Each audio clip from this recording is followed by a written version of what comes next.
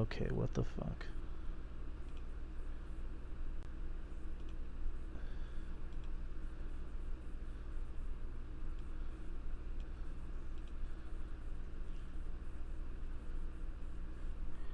All right. All right, we are ready. All right, am I coming through all right? Justin. Justin. Justin. Are you fucking kidding me? Hold on, give me a second. I'm here. Okay, can you hear me at all? I hear you now. Ah, Jesus Christ. Fucking Spreaker. It was. Can you hear me? I can hear you. Can you hear me? Yeah, I can hear you. Yeah. Okay, give me 1 second. I need to fix something else with the audio. Give me a second. 400th episode, people. All this has to happen tonight. Man. Let me just fix something real quick. Come on. All right. Okay, hear me? I can hear you. Can you hear me? Yeah, I was asking, do you want me to just record the show over here on my end, just send it to you if that's easier? Okay, yeah, I think that's going to make it 1,000 times easier because I was trying with Spreaker and it just like really lagged the YouTube stream because we're live on YouTube. Oh, well, I didn't know you were going to be live on YouTube. I could have my camera on this entire time. But yeah, I mean, if you want to turn on your camera, you can if you want. But Oh, I can't. No, I can't do my camera because I'm recording on OBS. That's why, so I can't do it. So that's okay. yeah, that's fine. All right, so I'm recording on. Okay. Yeah, so I'm recording on OBS right now. So. all right, sweet. All right, so all right, let's just do one more mic check. Testing, 1, 2. Can you hear me, Justin? I hear you. All right, let's get it started. Can you hear Drew? Can y'all hear Drew chat? I'm pretty sure y'all can. Yeah, Discord chat, YouTube chat. Can you hear me? Am I coming through all right? Just let me know if you can. I see Devin, the tribal chief from the Bloodline Entertainment Network, in the YouTube chat. What's up, Devin? But let's get it started, people. Welcome, everybody, to episode. Wait, no, before you do that, hold on, because I'm recording over here on my side. Just we'll do a 3, 2, 1. We'll pause and we'll go straight into it. All right. Okay. Yeah, so that way I know where to cut it when I'm doing the editing for it. Right. All right. My bad. So 3, 2, 1.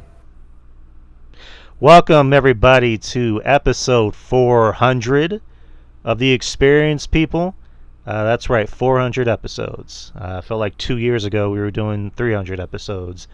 Now we're on 400, people. And welcome to the show. This is The Experience. No longer the Drew Yari Experience. This is just The Experience. And I am Drew. Welcome. And I'm glad you're here. And with me, as always, is the man, the glue of The Experience. I wouldn't call myself the glue, but I think I am a very, very, very, very, very small piece of this show. My name is Justin. I am from Spinebuster Tees. That's my business, and SpinebusterTees.com. I have to disagree. You are not a small part. You are a big part of the show. You are the most important part of the show.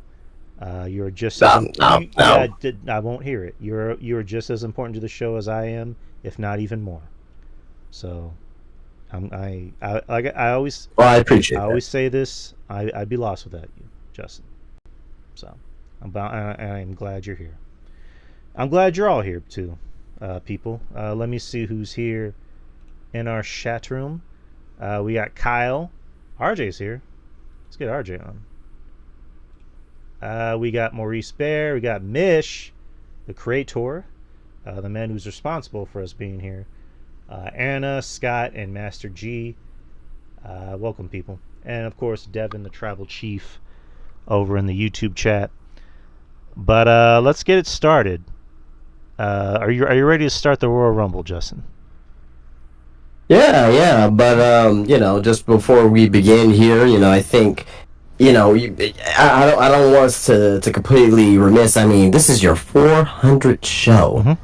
There's some TV shows and there's a lot of pieces of me out there that never made it to 400 episodes. So, so 400 episodes is amazing. So, big kudos, big congratulations to you, and this is only the beginning. As they like to say. Yeah, man, appreciate it. I don't want to sound like I'm being too modest and I'm shitting on myself, but I didn't think I'd get to 400. But again, without getting too mushy, I appreciate the people who got me here, because it wasn't just me; it's a team effort. You, of course, I mentioned you. People like Jeff Lippman, people like RJ, the Brooklyn Savage, people like Ruben, if you're listening, Ruben, and of course people like Mish, who gave us the platform to do this show, to reach a larger audience, and he's a mentor, and I'm also proud to call him a very good friend. So thank you, Mish, for everything, and thank you to everybody else, who I've met along the way, and who stayed friends, and went out of their way to help me when they didn't need to, and they didn't have to, but they did. So thank you to everybody who's listening, and thank you to everybody who joined me for the ride, and who's still willing to stay on the ride. But I see RJ's here. What's up, RJ? The sky is not falling down. The sky's not falling down? Yeah, the sky's not falling down. What? But nah, everything's all good. How's everybody doing tonight? Yeah, we're here, ready to go, ready to talk some pro wrestling. Oh, did you guys talk about the Rumble already? Not yet. We just started the show. Oh God, I was hoping you guys would get that out of the way so I didn't have to talk about it. Because man, I'm gonna shit all over that women's Royal Rumble, and not for reasons you think. It wasn't a bad Rumble, but it's like I'm looking at the lack of reactions, and people want to blame the theme songs all they want, but let's accept the fact that some of these women are not over, and that if I'm Triple H, I might be looking at putting on some of these chicks on the chopping block. Well, we just getting started here. So yeah, we haven't said anything about the Rumble or anything like that. So I think we're about to do that right now, Drew. Yes, sir. All right, so let's get started. The Royal Rumble, February 1st in Indianapolis, Indiana, at the Lucas Oil Stadium, where the Colts play. I think that's Mish's favorite team. So big stadium. I believe they were sold out. I think it was the highest draw for that. I don't know if it was for that stadium or if it's just for WWE in general. I think it's the biggest Royal Rumble attended of all time, and I believe in the stadium's history as well. So yeah, and what do you think about the stadium itself? Like as far as like the aesthetics on how it look on TV. I mean, I thought it looked great. Stadium shows are kind of tricky, especially to have wrestling matches, because the crowd is so big, and it doesn't feel like they're reacting. Whereas this stadium reacted for a lot of shit. They even reacted for the women's Rumble. They reacted a lot for the men's Rumble for different reasons. But yeah, I thought it came out pretty good on not television, I guess, for the stream. Well, yeah. So I think that these NFL stadiums, I really like that they go to, because especially when they start the pay-per-view during the day, with some of these NFL stadiums that have that natural lighting, right? So in Lucas Oil, stadium, like it has like that field house type of windows and lighting, so it looked very good during the day. And transition at night as well. So, I thought it looked very good as well. And obviously the curb design, can't go wrong with a good curb design. It makes the event look special when they have that for the Royal Rumble. So I really enjoyed how everything looked, how the crowd looked. Crowd was very hot all night. So yeah. What about you, RJ? The stadium looked beautiful, man. It was a beautiful looking stadium. They definitely go out of the way to make these. Well, at least. Well, no, the big four. I can say the big four because Survivor Series has a nice little set every for the last couple of years now too. But yeah, they go out of their way to make the big fours look really good, and even the side shows like Bash in Berlin had a nice little setting, and Backlash in Paris or France rather last year was a nice little setting too. So no, they definitely go out of their way to make these pay per view settings look nice on TV and everything like that. And the crowd sometimes reacts, accordingly. But I thought the crowd in Indy was really good the other day. So, but yeah, I like the way it looked on television. Definitely felt like a Rumble. All right. Okay, Justin, really quick. On OBS on my stream, it's showing that my volume's not going through. Oh, I don't know what to tell you, brother. God, Sorry. God damn it. Well, I mean, can someone confirm that they can hear you in the, or that you want YouTube chat? Can you hear us?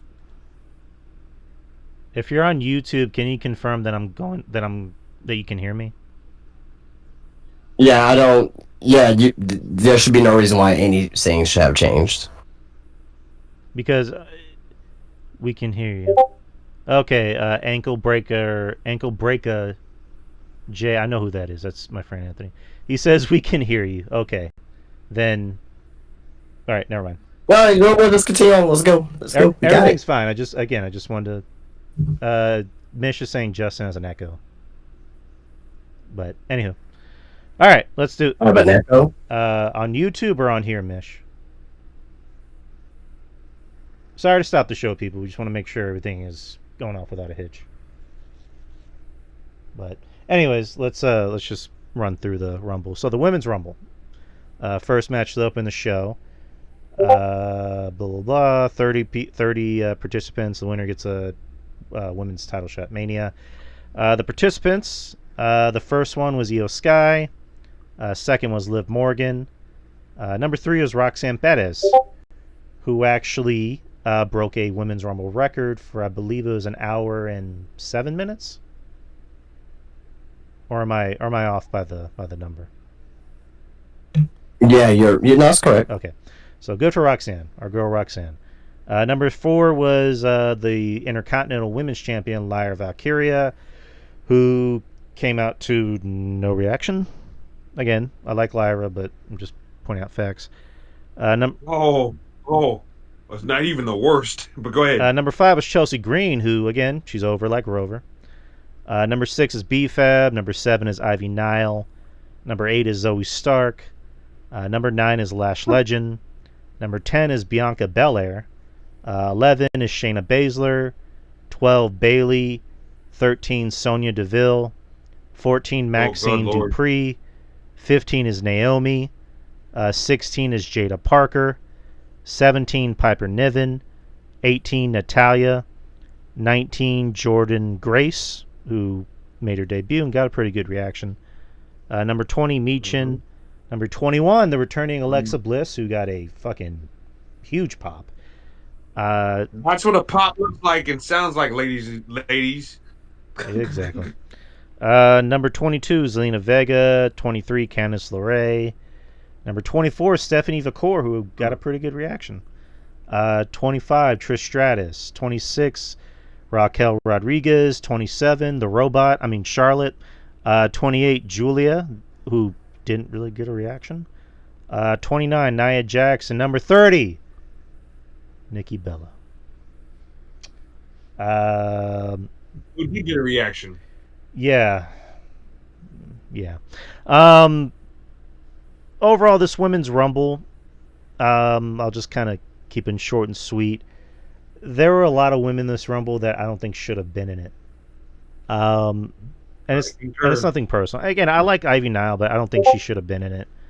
Maxine, I really shouldn't have been in it. Why? Well, let's start there. Why you don't think she should have been in it? I mean, right? Why not? I mean, why not Lola Vice? Why not Gigi Dolan. Did you see what happened in the Rumble? What happened in the Rumble? Did you see the story that they were telling between her and Lyra? Her and Maxine paying that off too. I mean, she had a purpose. It's not like she was out there blowing that. Yeah, like I mean, there was a purpose for at least her to be. I thought to be in the Rumble. You know what I mean? Right. Okay. So Maxine shouldn't have been in the Rumble. Any arguments there? No. Well, no. Yeah. Well, I mean, Maxine got a pop. Maxine got a pop, and when she got Caterpillar, people pop for that too. She got a reaction. Yeah. You want to know who shouldn't have been in the Rumble? Fucking Candice LeRae, Meechin, Hendrop, fucking Sonya Deville. Why was she in there? Sonya Deville, I agree with. I don't know about the other ones, but I agree with the Sonya Deville piece. Well, Candice LeRae gets no reaction whatsoever. Meechin, no reaction whatsoever. It's like people do not care. And those two women be on TV every week. Niall and fucking Maxine Dupree don't even get TV time every week. Oh, yeah. And Maxine was still over. You know what I'm saying? So I got to give the girl some type of credit. At least people want to see her and at least react to her. If the people didn't want to see her, they wouldn't react to her.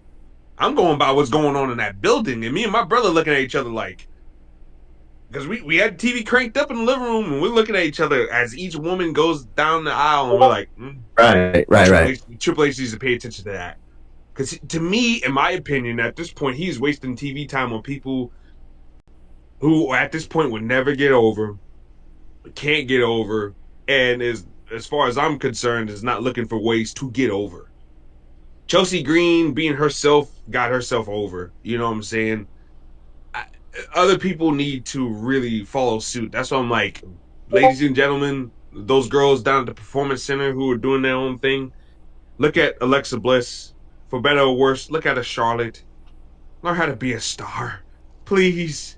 Learn that charisma is a thing. Even Maxine Dupree, what she does, connects with her audience. I can't take that from her. Is she boo-boo butter in the ring? She is boo-boo butter in the ring. I would agree with that. But at least she gets some type of reaction, man. Which is more than I can say for a lot of people that was in that Rumble. I don't know. I could have used more NXT call-ups. Like, why not a Lola? You don't want to oversaturate it with NXT call-ups. And Lola Vice has no momentum whatsoever right now. But she'll still get a reaction. Yeah, she would. She would. But we did. Here's the thing we gotta understand. Reactions. What does the reaction do? Would that get you more invested into the Royal Rumble match because someone's getting a reaction?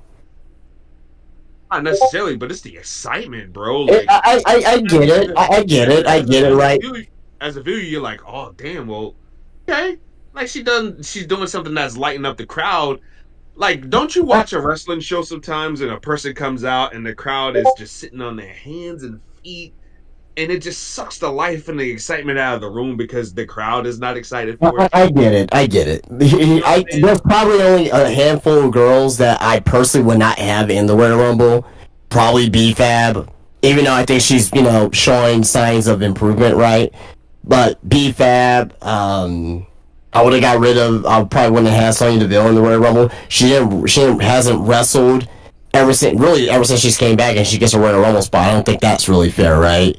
Yeah. You know what I mean? So, like, outside of that, I mean, you can make a case for all the women, whether if they're over or not, right?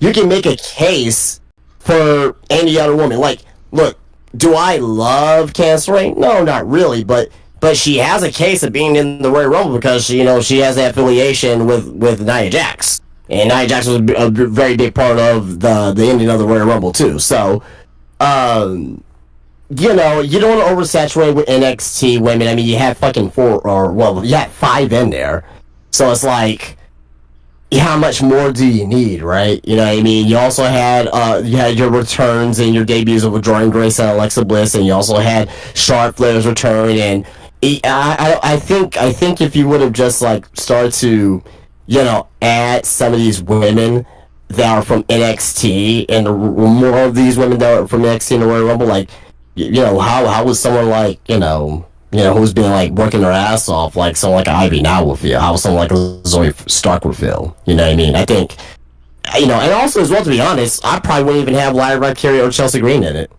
You know, to me, that was They're champions. They're all league champions. You just won championships not too long ago. Why are you in the Rumble? Yeah, so I personally would have not had them in there, right?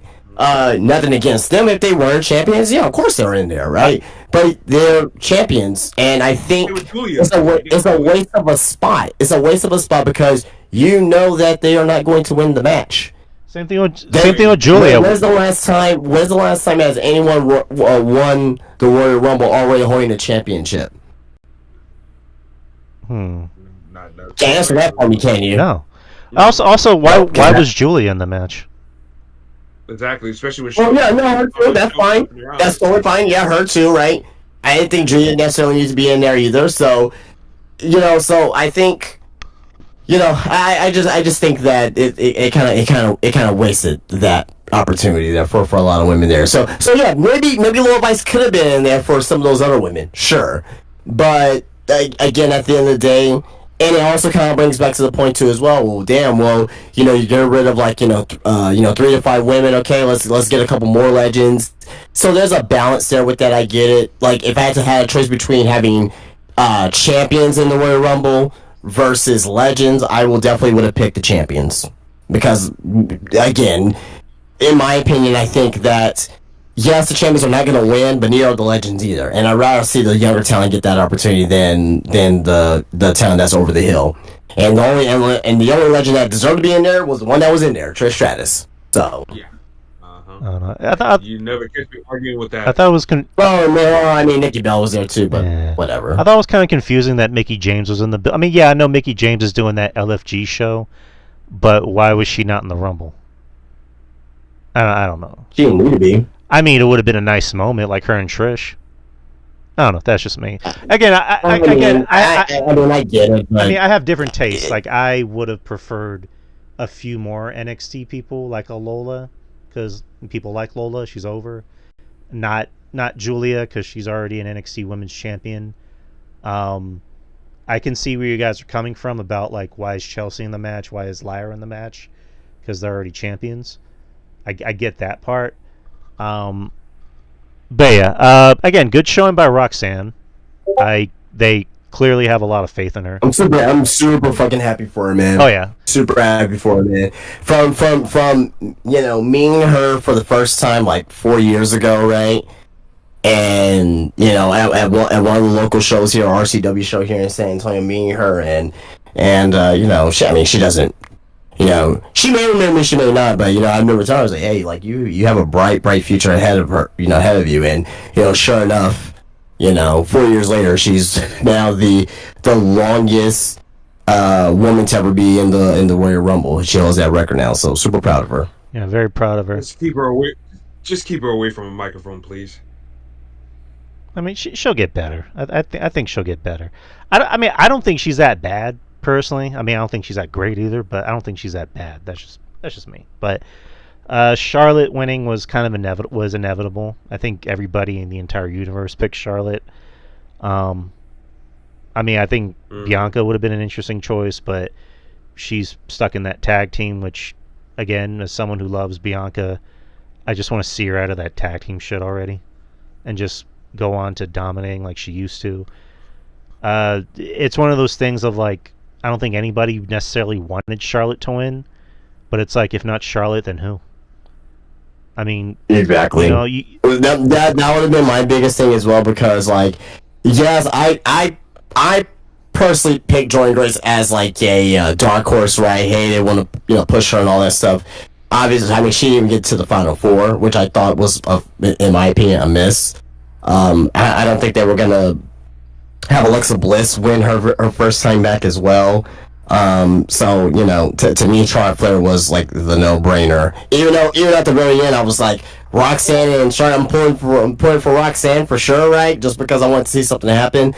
But you knew in the back of your head that Charlotte was gonna win. So yeah, I mean, like, did I want Charlotte to win? No, but that was the outcome that was going to happen. I mean, it's like, I don't think anybody other than anyone living in Kansas City wanted the Chiefs to go to the fucking Super Bowl for the, was it 5th year in a row? But It's third year in a row. You know, yet here they are. But or fourth year in a row. I'm sorry. also, no TNA show ups in the women's rumble. No Masha. No Cora Jade. I mean, to be honest, y'all were talking about reactions. What would her reaction would have been? I'm just saying, like, with this new deal with TNA and WWE, it's just like you would have expected her to come in, but I don't. Again, what would her reaction would have been? Not that great, but right. People knew of it and knew of Jordan Grace. I don't think the general audience knows much of Masha Slamovich. No. Even I would have loved to see her. I would have loved to see her, mix it up with a lot of those women in there. But I'm just saying, in comparison, I just don't think that WWE wanted to do that. So, right. But we got one in the Miz Rumble, which we'll talk about. I mean, if she could do some killer spots, maybe they would have popped for that. But yeah, for sure. But generally speaking, about reaction to coming down to the ring, yeah, it probably wouldn't have been much of none. Probably would have been polite or tepid at best, but yeah. Glad that there were no Kelly Kellys or any Alicia Foxes or. I would have taken a Kelly Kelly. Nah, RJ, stop. No. At least Kelly Kelly would have got. I refuse to accept that response from you, RJ. Reaction only goes so far when they have to step in the ring, like. I would take a Kelly Kelly over a Candice LeRae in a heartbeat. I'd take Evangelina over Candice LeRae and Kelly Kelly in a heartbeat. Oh? Never mind. Anyways, RJ, you know who I'm talking about. Anyways, so that was the Rumble. Any thoughts on it before we get to the next match? Yeah, man. The women worked hard. I can't. My my pick apart of who should have been in it and who just needs to go, in my opinion. That aside, they worked hard, and Charlotte winning was the inevitable, but it didn't kill my excitement. I wasn't down on the winners like everybody else were. I kind of accepted that Charlotte was going to win the Rumble last Thursday. I accepted it as like something is just gonna happen, so you might as well just get it all out of your system right then and there. But I didn't have a problem with it whatsoever. But yeah, like I said, good match, good showing for some of the ladies, and like I said, Triple H he's got to be paying attention, man. Pay attention to that checkbook and pay attention to some of those reactions, man, because it's telling, man, it's scary. But I'll say this too. I'll say a couple things. One, and I'm gonna repeat this many times. WWE is in they're in the business of making money, and no matter how you feel about Charlotte, no matter how you feel about her reaction on Monday, she makes the fucking company money. He does. Yeah. No. There's no ifs, ands, or buts. That's number one. Number two as well. I will go down to say that it's probably the second best women's Royal Rumble, possibly. I think I have it up there. I think I have it up there as possibly top two or even three. Best women's Royal Rumbles. It wasn't bad. I just think it was very safe and predictable because. Yeah. I mean, it was safe, predictable, but later on in the night, with the winner of the Miz Royal Rumble, Triple H did take a risk for sure. Right, and again, no Becky. Becky didn't come out. AJ Lee didn't come out. No, Punk said that she. Right, and I said this to people too about AJ Lee. I said this to people. I'm like, I don't know, guys. I don't know if AJ Lee's gonna be out there. Like, I never understood why people thought AJ was gonna come out. There was no inclination or in. I mean, there was inclination. There was inclination as far as being hinted at and all that stuff. I'm like, guys, like if she doesn't want to come back, she doesn't want to come back. But I'll say this: there was no news. There was nothing out there about a possible return of AJ Lee. Not even a rumor. Oh, like AJ Lee will be back in the Royal Rumble. There's been talks. I didn't see or read anything about that. No, even on the worst wrestling websites, I didn't even see that. No Asuka. Oh, she's probably not ready to come back yet. Either Jay Cargill. I don't think they're. So And that's all right. Don't blow all the returns out of the chamber already. Even Triple H said it the other day. There's more returns to come. Yeah, Yeah. that's good. Don't waste them all in one night. We still got a couple more months to WrestleMania. Let's spread the wealth out a little bit. So don't unload the chamber all in one night. So yeah, so Becky, I believe she's filming a new Star Trek show. I know Good.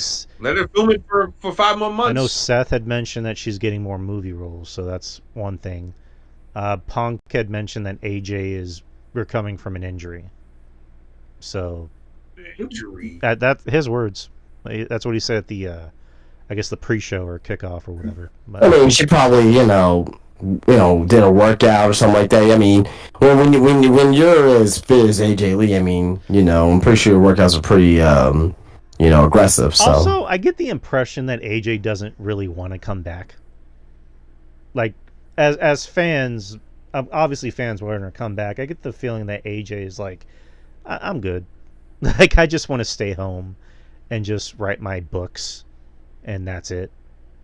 Which is fine.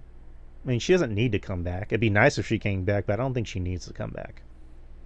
I mean, she can just stay home. Like, Punk is the one out there working, and he's, I guess, the breadwinner, so to speak. But all right, so moving on.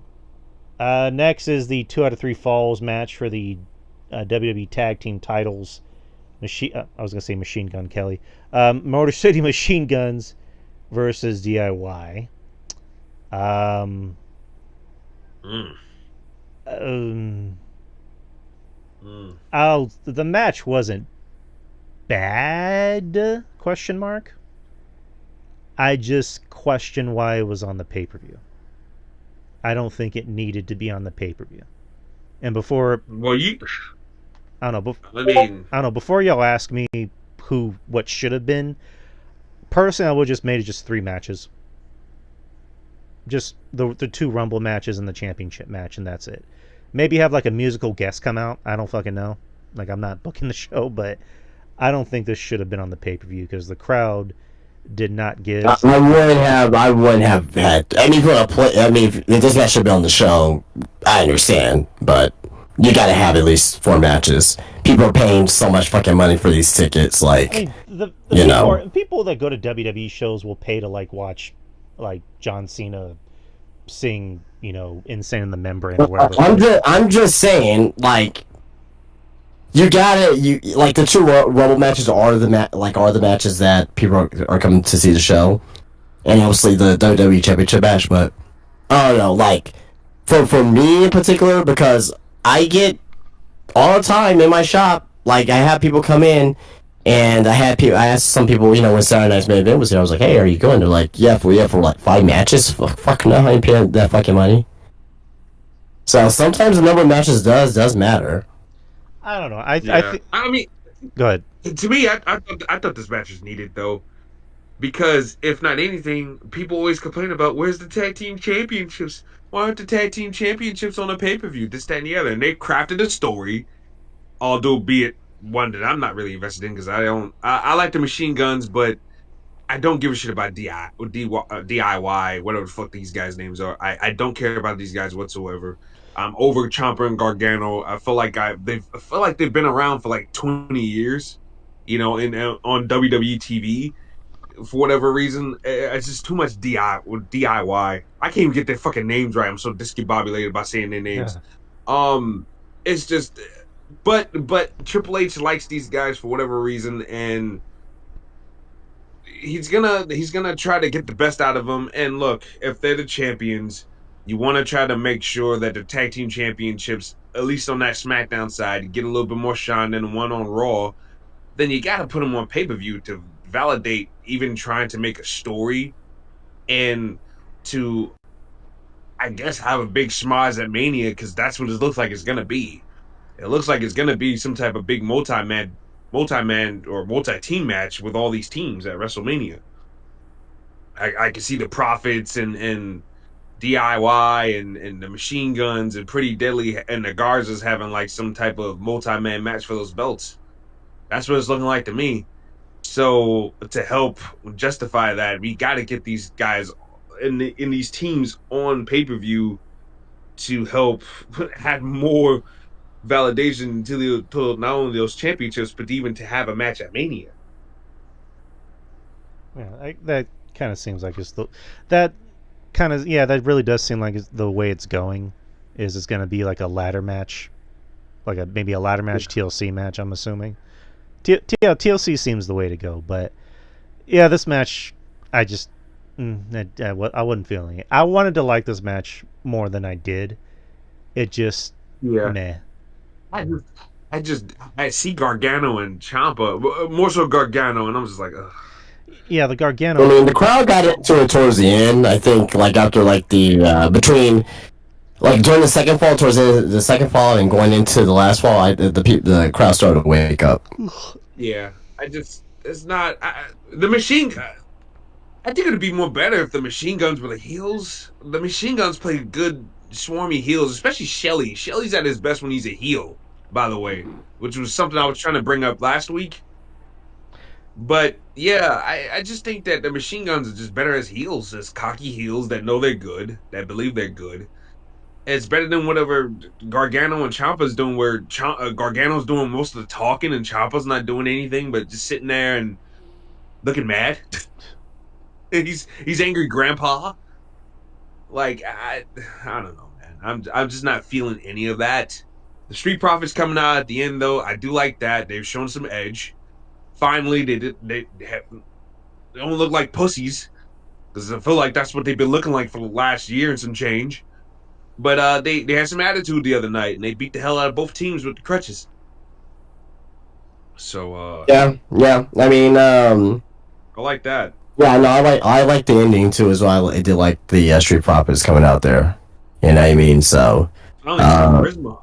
Yeah, well, yeah, but also on top of that as well, like it kind of like it's kind of needed for the tag team division too as well, because tag team division is cold and the Profits are over, so you know, so I like they got there and they believe it or not, they did get well, not believe it, but they did get the biggest reaction out of all the teams out there. So it's like and they weren't even in the match, and they weren't even in the match. Exactly, it's just. Certain people have it and certain people don't. That's just the way it is. That's the unfortunate fact, especially for WWE. You know what I'm saying? So, what do you think the Guns need to do to get over? I would try him as heels. I would try him as, like I said, Alex Shelley is at his best as a heel. Sabin, you know what? Sabin did do some good heel work, like what, 12 years ago, 13 years ago, when he was acting like a douchebag with Velvet Sky and shit like that. Like that was some pretty good shit that Sabin was doing. But Shelley is really good as a heel, though. Because the backstage perception of him, and I've heard this from a lot of different people, is that Alex Shelley can be a little bit of a dick. So, and he likes to sniff of his own farts. So yeah, like I would try the Machine Guns as heels. I would try them as heels. The Street Profits, to me, I hope they're not turning heel, because Triple H tried that last year and it didn't work whatsoever. The Profits are just too charismatic and too likable, man. Right. And to me, Gargano and Ciampa are just non-factors, man. Nobody cares, bro. No. But I would try the Machine Guns as heels, man. I would try them as heels, see where they go from there. Brag about how they came in and took the Profits spot and took this spot, this, that, and the other, and see where you can go from there. Like I said, I trust Alex Shelley on the mic. All right. So, moving on to the next match. WWE title ladder match for the WWE title. Cody Rhodes versus Kevin Owens. First of all, Kevin Owens is a genius, coming out in these like shirts where he's just trolling people. I love that. I adore Kevin Owens and anything he does. Cody not coming out in his Homelander jacket, just wearing like a regular size jacket. So I thought that was interesting. Very early indie run Cody Rhodes. Which is interesting to think about. But this match I thought was very good. I thought it started out a little slow, probably because I think maybe the last match What's up, Chris Matthews? He's in the YouTube chat. But I thought they picked it up, mid-match. I said Chris Masters for a second. I was like the Master Locks here. Yeah, the Masterpiece. Yeah, the Masterpiece is in the YouTube chat room. No, Chris Matthews, good friend of the show. Good friend of mine, good friend of the show. But I thought it picked up mid-match. I thought Cody showed a side of him that we haven't seen from him in a while. I know the argument about Cody, during his title run is that he hasn't really had that one feud since winning it that's really got to show a more aggressive side of him. And this has shown a more aggressive side of him. Like, he was out there beating the holy hell out of Kevin Owens. And Kevin Owens even, wait for it, bled. Like, actual blood. Not, one spot of blood and he wiped it away. Like, no, he was actually bleeding. Like, he showed color. So I thought that was cool. And it tells a story for Cody, is that, did Cody go too far? Is this going to be a side of Cody that we see from now on? Is Cody maybe even going to show some heelish tendencies? Question mark. I guess we'll find out. And I'll follow up on that a little bit later. All right. I guess we'll find out on SmackDown. But two of the biggest spots in the match, one being that twisting, what do you call that? Twisting suplex that Kevin Owens does. That was fucking nuts. Yeah, Fisherman Buster. Kevin Owens falling back first onto the tip of the ladder. Or no, the top of the ladder. I don't know. I think Kevin Owens just likes doing that because he's been doing that a lot.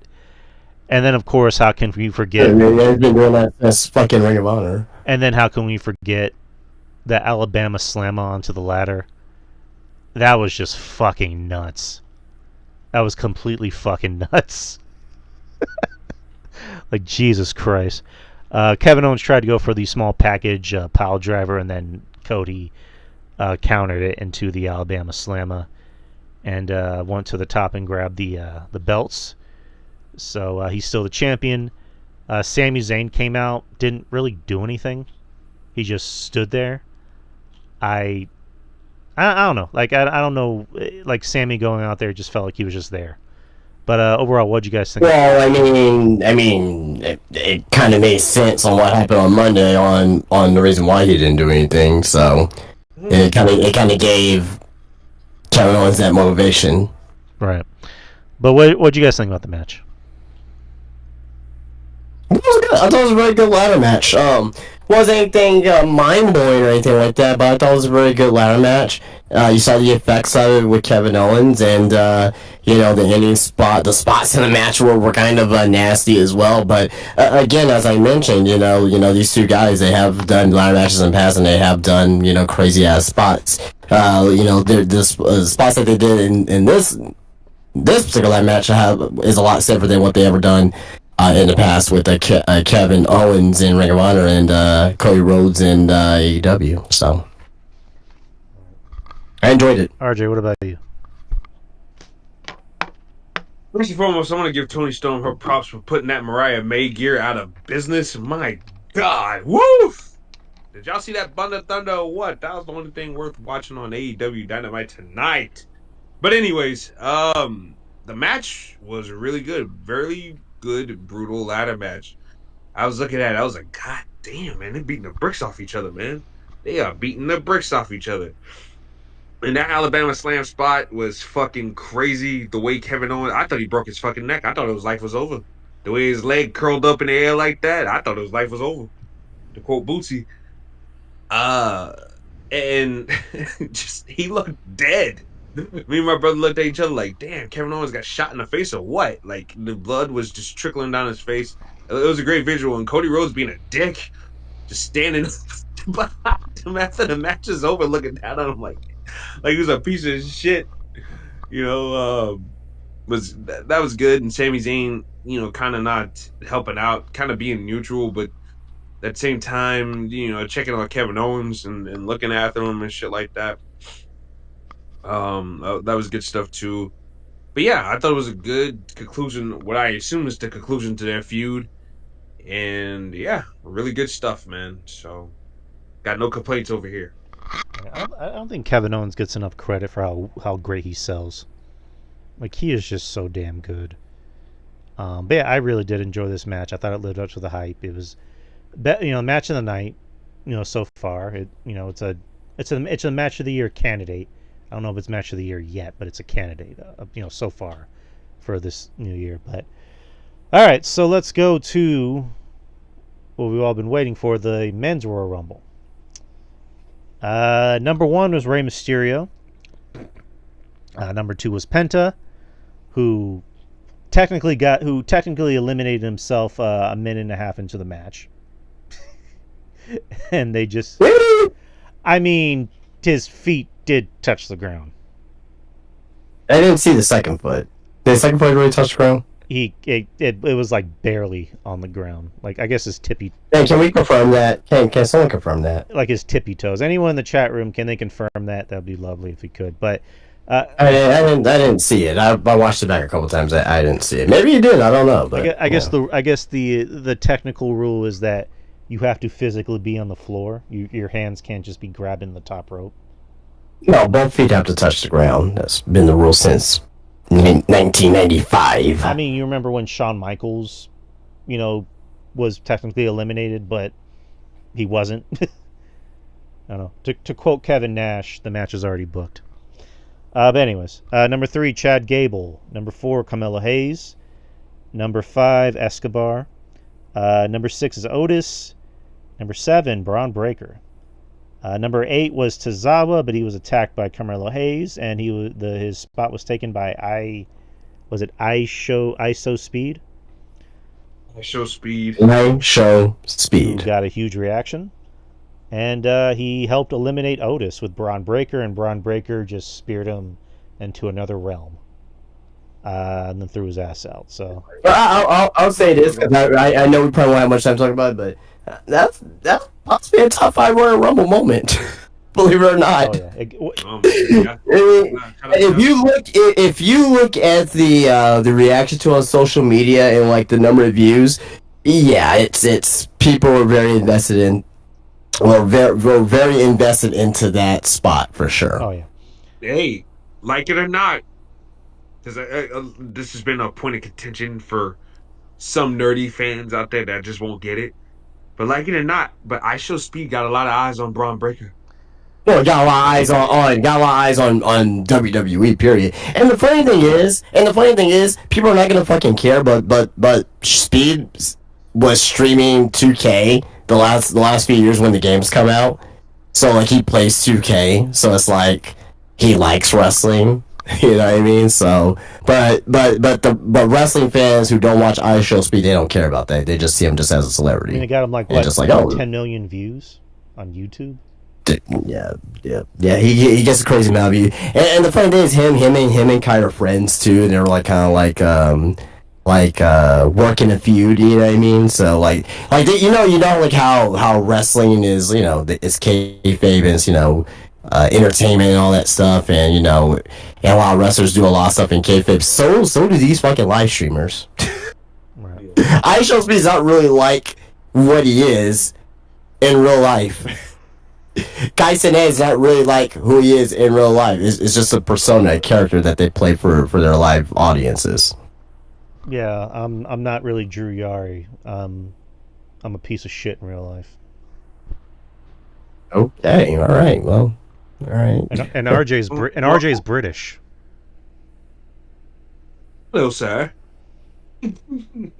And Justin his name is not Justin. Is yeah. Let's just continue. Okay, that was my attempt at a joke. Where was I at? ISO Speed. Yeah, number 9 was Sheamus. Number 10 was Jimmy Uso.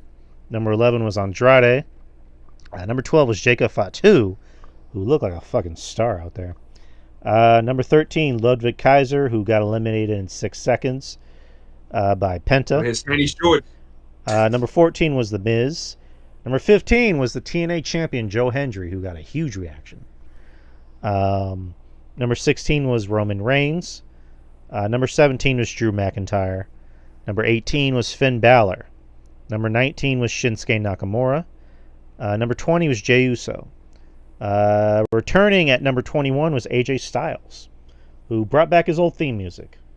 No, the right theme song, by the way. Theme song. Number 22, Braun Strowman, for some reason. who eliminated Jacob Fatu, which I thought was stupid.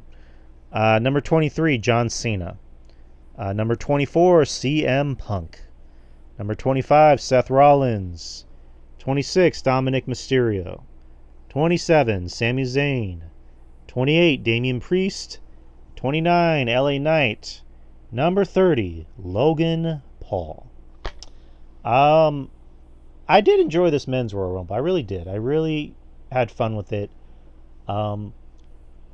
It definitely was the most unpredictable Rumble, depending on how you feel about it. I thought there was a lot of star power in this Rumble. It wasn't like how I felt about the women's, where I thought you could have probably could have used maybe some more recognizable faces and people that get a reaction. In this case, I think everybody in this Rumble got a reaction. If I'm missing anyone, but of some sorts, yeah. Yeah, Joe Hendry, the TNA World Champion, got a huge fucking reaction. Huge reaction. Yes, he did. You know what I mean? I don't even like the guy like that, but he got a reaction, man. He's a guy that found a way to get over and stay over and stay interesting in the eyes of people, man. Despite his, less than stellar or just plain wrestling skill, so to speak. Right. That will just show you that in wrestling, character over in ring. Right. Oh, and I definitely appreciate that. Which we'll talk about that with the winner. But who else? Of course, Roman's Roman. Penta looked fucking great out there. I thought he had a great showing. I even liked the little rub that Roman gave Penta during the match when he did his. Yeah, man. Can I say something about Roman Reigns real quick? Roman Reigns, definitely for a top guy, for the guy that's one of the team captains, so to speak, he's a giving fucking guy. Right. He gave his body out there. This is the best Roman Reigns looked in a while, and I know it was a Rumble match, but the way he was bumping and selling for guys, the way he was setting other guys up and working with other guys, Roman Reigns was really showing to me some camaraderie here, and he was shining up other guys, man. Whether he was taking offense or helping guys with helping guys set up offense and stuff like that, that was pretty cool. Like he took that spear. That was probably the best spear to me that Braun Breaker's thrown in a long time. Besides though the one he gave Speed earlier. Oh, the one he gave Speed was just like fucking. I'll put up there as comparisons to Nunzio getting speared by Goldberg. Yeah, no, that's what I said. Besides that one, that was one of the best ones he's given in a long time too. Absolutely. And Roman Reigns showed that shit like death. And I don't know if you guys noticed this, but the way Roman Reigns threw Braun Breaker out was mirrored exactly how Batista threw Roman Reigns. Yeah, threw Roman Reigns out of the Rumble years ago. Yeah. I caught that. I caught that immediately. Yeah, and Braun looked like a superstar. Braun's he's the future.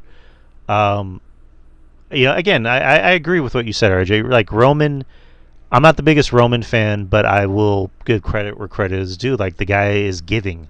The guy knows what's best for business.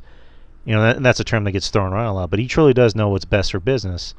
And he gave Penta his moment.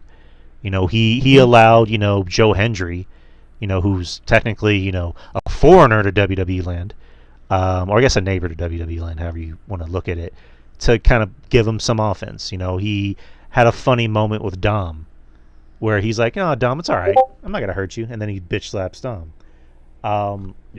Jacob Fatu, I get it, the story with Braun, but it's like that could have easily been saved for SmackDown. Like you didn't need to sacrifice but Jacob's momentum in the Rumble for that. I mean, that could have easily been a spot where like Roman throws out Jacob or John Cena. My deal is that like you don't want to bitch Braun Strowman out too much. He had to get some type of get back. Right. And I agree with you. I'm a Jacob Fatu fan. I would love to have seen him continue to run wild, but just so that Braun Strowman doesn't look like a complete bitch, he had to toss him out. With what happened once Roman got eliminated, I understand why Braun eliminated Jacob and not Roman, because it would have been like, okay, well, looks like maybe Roman versus possibly Jacob going into WrestleMania. Because usually with these eliminations, you can start connecting the dots for possible WrestleMania matches. So I think WWE didn't want to start having that potential connection. So I'm glad that didn't happen. But again, maybe someone else could have eliminated Jacob. But I mean, at the end of the day, I think I don't know. I think Jacob. He's definitely not going to be hurt by any of this whatsoever. So I think, not at all. yeah.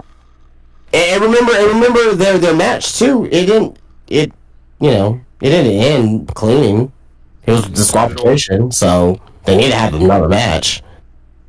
Yeah, definitely. They got to have another match to blow that off. Hopefully, maybe at Elimination Chamber, to give that some shine the way that needs to be, at least for Jacob's sake. Yeah. And like I said, it's good that him and Roman didn't throw each other out of the Rumble and whatnot, because we're not getting that match for a while, I don't think, because people were expecting that for Mania. We're not getting that at Mania. The match I still see Solo and Jacob at WrestleMania. Oh yeah, for sure. Jacob getting a big win over Solo. I'm wondering what was Solo. I was expecting him to be involved in this somehow, but I think they're keeping Solo off of TV so that he gets some type of sympathy when he shows back up again. But is he like? Is there an injury that we don't know about? That I don't know. We was just talking about it last week, or at least I was ranting about it. That how Shawn Michaels and Triple H keep certain injuries a secret, and it's really up to the wrestlers whether they disclose that information or not. Right. We just found out that Apollo Crews tore his pec off the bone. Oy. WWE wouldn't get anything about it, but he did. He made it a point to talk about it. Yeah. So that when people ask why Apollo Crews ain't being used for TV for 8 months, well, at least we have some sort of answer. But yeah, did he just win his last match too? Yeah, he just won his last match. That's crazy, right? Yeah. But yeah, no. So I don't know. I have no clue. But I still see that be the match for Mania though, is Jacob and Solo, which I have no problems with. Yeah. Yeah, I don't mind that, but I thought you could have just maybe saved that for like TV and not sacrifice Jacob's momentum in the Rumble. That's just me. But who would you like for Jacob? Who would you have eliminate him? I mean, because he wasn't winning. I know Braun Strowman's not the. I know Braun Strowman wasn't like the best option, but like I'm just saying in general, like who would you have eliminate? Either Roman or Jay. One of those two, and from basically based on the match, I would maybe say Jay, but that's just me. But yeah, a lot of weird eliminations in this match. I mean, the Drew McIntyre one was weird. That didn't make it. Oh well, that one pissed me off. I'm not gonna lie. Like I got the impression, that wasn't supposed to happen. Yeah, no, because it just happened out of nowhere. Because I had my head down for 1 second, and all of a sudden, Drew McIntyre's out. And he's looking at Damian Priest with a "I just shit my pants" look, and it was just like, what? Like, what the hell happened? And my brother, he's like, I have no idea. Damian Priest threw him out, and it was just like, what? I mean, there's that rumor. Again, it's the internet, so don't take it with a grain of salt. I mean, don't even take it with a grain of salt. Take no grains of salt. But apparently Drew was mad about his elimination, and he stormed out of the building and blah blah. I mean, the rumor is that he was mad about a certain wrestler going into business for themselves and trying to get themselves over, and apparently it was Logan Paul. Or LA Knight. And LA Knight, because I was taking LA Knight too a little bit, yeah. Which they showed the spot where. I mean, at the end of the day, though, it's whatever. I mean, last year, this happened last year, and it was just for fucking. It was just all kayfabe. You know what I mean? Yeah, they're people were getting kayfabed as fuck. So yeah, it was a weird spot. What else? And then I guess the more controversial spot of the night was Logan Paul eliminating CM Punk after CM Punk eliminated Roman and Seth. And then there was the fight on the floor with Punk and Seth and Roman. Mainly it was Seth beating up Roman and giving him the curb stomp on the steel steps. And then Punk walking away. So I thought that was weird. Like that was a weird angle. And then there's talk of there being a triple threat with those three at Mania, which that makes no sense to me. Unless there's a Look, I'm gonna say this right now. I'm gonna say this right now. Stop offering triple threat matches that does not have some type of title line or some type of stipulation. I hate triple threat matches just to have triple threat matches. What would they be fighting for? I was about to say that. You literally took the words out of my mouth. Like, unless there's a title involved, unless there's a stipulation that the winner of this faces the champion next night. But it's like, why is this a triple threat match? Like, why? It's retarded.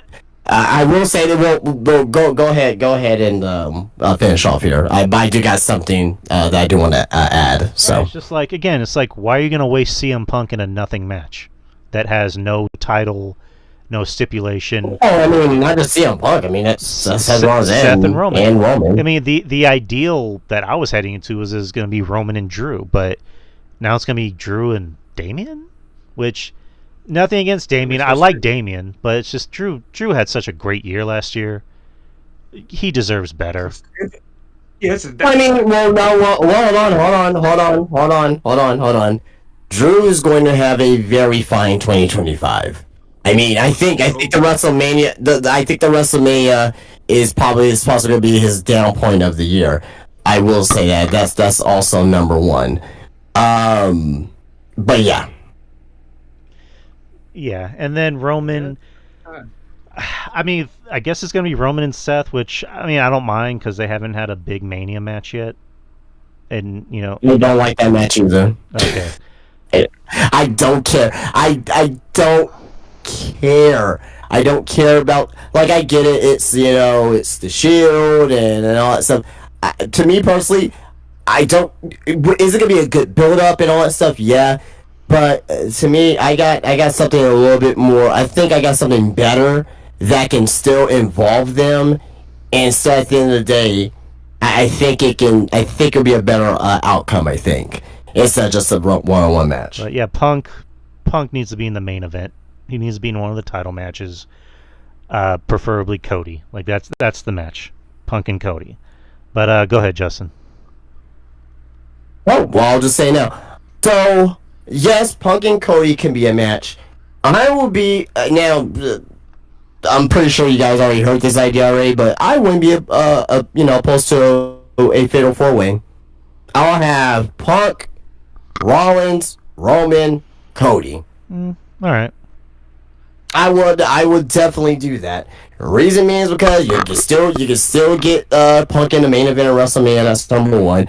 Number two, you can still have Seth and Roman go at it, but they can go after a title too as well. On top of that, and also number three is, to me, it's unpredictable. To me, you can make a case for Punk winning, you can make a case for Cody winning, you can make a case for Roman winning, you can make a case for Seth winning. You know what I mean? So I would personally like to see a fatal four-way if it were my decision. You know what I mean? But obviously, Punk and Cody, the one-on-one match, I mean, obviously that's gonna, be very good as well. But I would definitely wouldn't mind a fatal four-way at the end of the day, because just Seth and Roman, to me, that's boring. Right. I mean, that seems, again, that'd be unpredictable, like you said, because Cody doesn't need to be pinned. Punk could pin Seth, and that just further pisses off Seth. It's like I should be champion. You pin me, blah blah blah. And then that. And I think they also as well with the winner of the Royal Rumble, this opened up that opportunity for that fatal four-way to possibly happen, because if Punk would have won, or if Roman would have won, that fatal four-way opportunity would possibly would not have happened as far as an opportunity. So I think that WWE has themselves in a very good situation where they have a lot of directions that they can go in for WrestleMania, which is very unpredictable. It was a very unpredictable Royal Rumble, and I think we're going to get a very unpredictable WrestleMania season as well as far as matches. So, but yeah, I think that, with the winner of the Royal Rumble, the Men's Royal Rumble, this opened up that opportunity. Right. Yeah, I agree. I agree. It's just it's starting to become a little confusing in a sense where it's just like, and again, we shouldn't pay attention to the internet, but all I'm seeing over the internet is, this triple threat match is penciled in for Mania. It's like, and every time I keep asking why, I never really seem to get an answer from anybody. It doesn't make any sense unless there's a title involved. But No, I mean, you don't have to pay attention to what's going on the Twitter Spaces. You know what? I got an idea. I guarantee you, no one has heard of, or has been talked about. I'm gonna give you guys an idea in a second. So, yeah, I think we should continue with the Rumble here. right. So, anyways, it came down to Cena, Logan Paul, and Jey Uso. Cena eliminated Logan Paul, and then Cena and Jey battled for a bit on the apron. Cena goes for the AA, and Jey Uso gets back in the ring and shoves Cena off. So Jey Uso is the 2025 Men's Royal Rumble winner. Cena came back in the ring and hugged Jey just to kind of pass the torch to him. Definitely unpredictable. I think when you looked at everyone's Rumble predictions, it was either Punk or Cena. And maybe some people. I didn't predict Jay, but I did have Jay versus Gunther as one of my WrestleMania matches. So I get a half a point. Right. But yeah, Jey Uso. Not definitely. I loved it. I loved it. I loved the decision. I'm sorry I didn't. I know Jay. I know we just talked about, like, at the end of the day, wrestling moves don't matter. It's what gets people over. It's reactions. Jey Uso is top 5 in merch sales. The kids. I mean, he's bigger with kids, kind of like Cena was. He sells those sunglasses. He sells shirts. They're even with the adults too. Yeah, that's a choice. So yeah, he's a. You wait.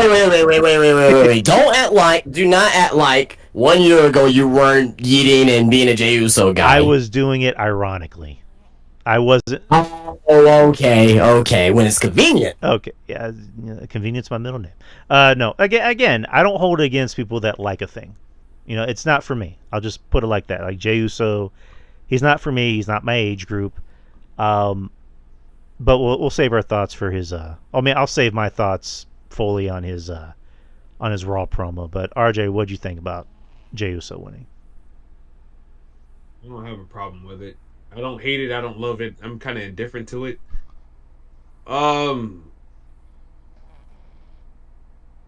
Probably more so because they did. He did cut a promo last week when you texted me and asked me why the other day, and I told you why. When they cut that promo, he cut the promo telling Gunther, "I can beat you."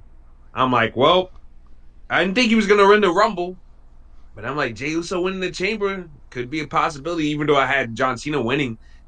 But Jey Uso somehow, some way getting a title match for Mania, that's a strong possibility, man. You don't have a babyface going out there on television, and you don't have a babyface do two things. You don't have a babyface guarantee something and not deliver. You don't have a babyface going out there and telling a heel what he's going to do or what he thinks he can do without somehow, some way, eventually backing it up. Right. So that to me rung bells in my head that Jey Uso somehow, some way is going to get himself a championship match, which I have no problems with, to be honest with you. I got no problems with that whatsoever. And him and Gunther, let's see if Gunther can get something out of him. I'll tell you what, the Saturday night's main event match they had a couple weeks ago, I didn't think it was terrible. I thought it was a fine match. I think it was great, but I thought it was fine. Yeah, I thought it was fine. I thought it was a fine match, especially the near falls. The crowd was eating it all up. When Gunther pinned him, you could hear a pin drop. But outside of that, I thought the match was fine. And if they can have something better than that at Mania, then look, hey, I'm cool with it. I got no problems with it. Jey Uso's over like Rover. Gunther is a good opponent for him to go up against, being the fact that he is 0-3 against him, and that he can dangle that in front of his face and continue to talk down to him and really be a good villain in that regard. Because Gunther, to me, in my opinion, which has made his championship run kind of uneventful in my eyes, is that he hasn't gone up against a person, in my opinion, that the people really, really love. Damian Priest, the people don't love Damian Priest like that. They like him, but they don't love him like that. Not like they love Jey Uso. So for Gunther to go up against Jey Uso at WrestleMania and have a story for that, that's gonna be good. My only problem with it is not even the ring work; it's the promo work. Jey Uso is very one-dimensional, especially since Yeah. Yeet. Everything is Yeet, Yeet, Yeet. Very one-dimensional on the mic. He needs to cut that shit out, in my opinion. Well, I'll stop you there.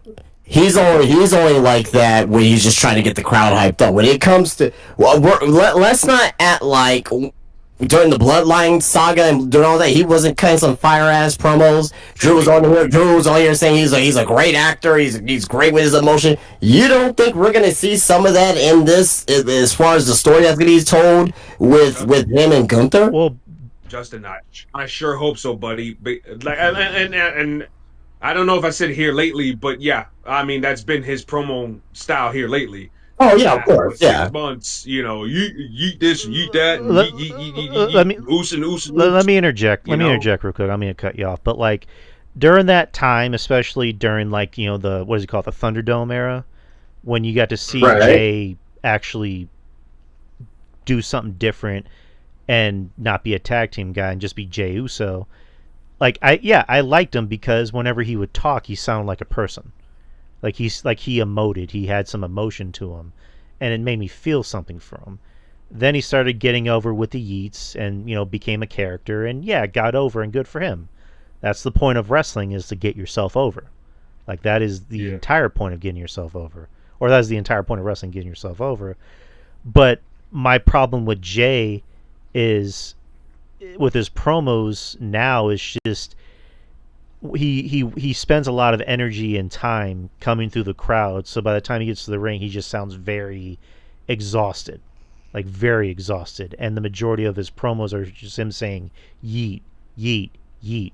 Like in a way it's become the new what, except it's not as, I guess, not as cool or whatever. But So you don't think that Jey Uso is going to help have his part and help carrying a storyline into WrestleMania on the mic?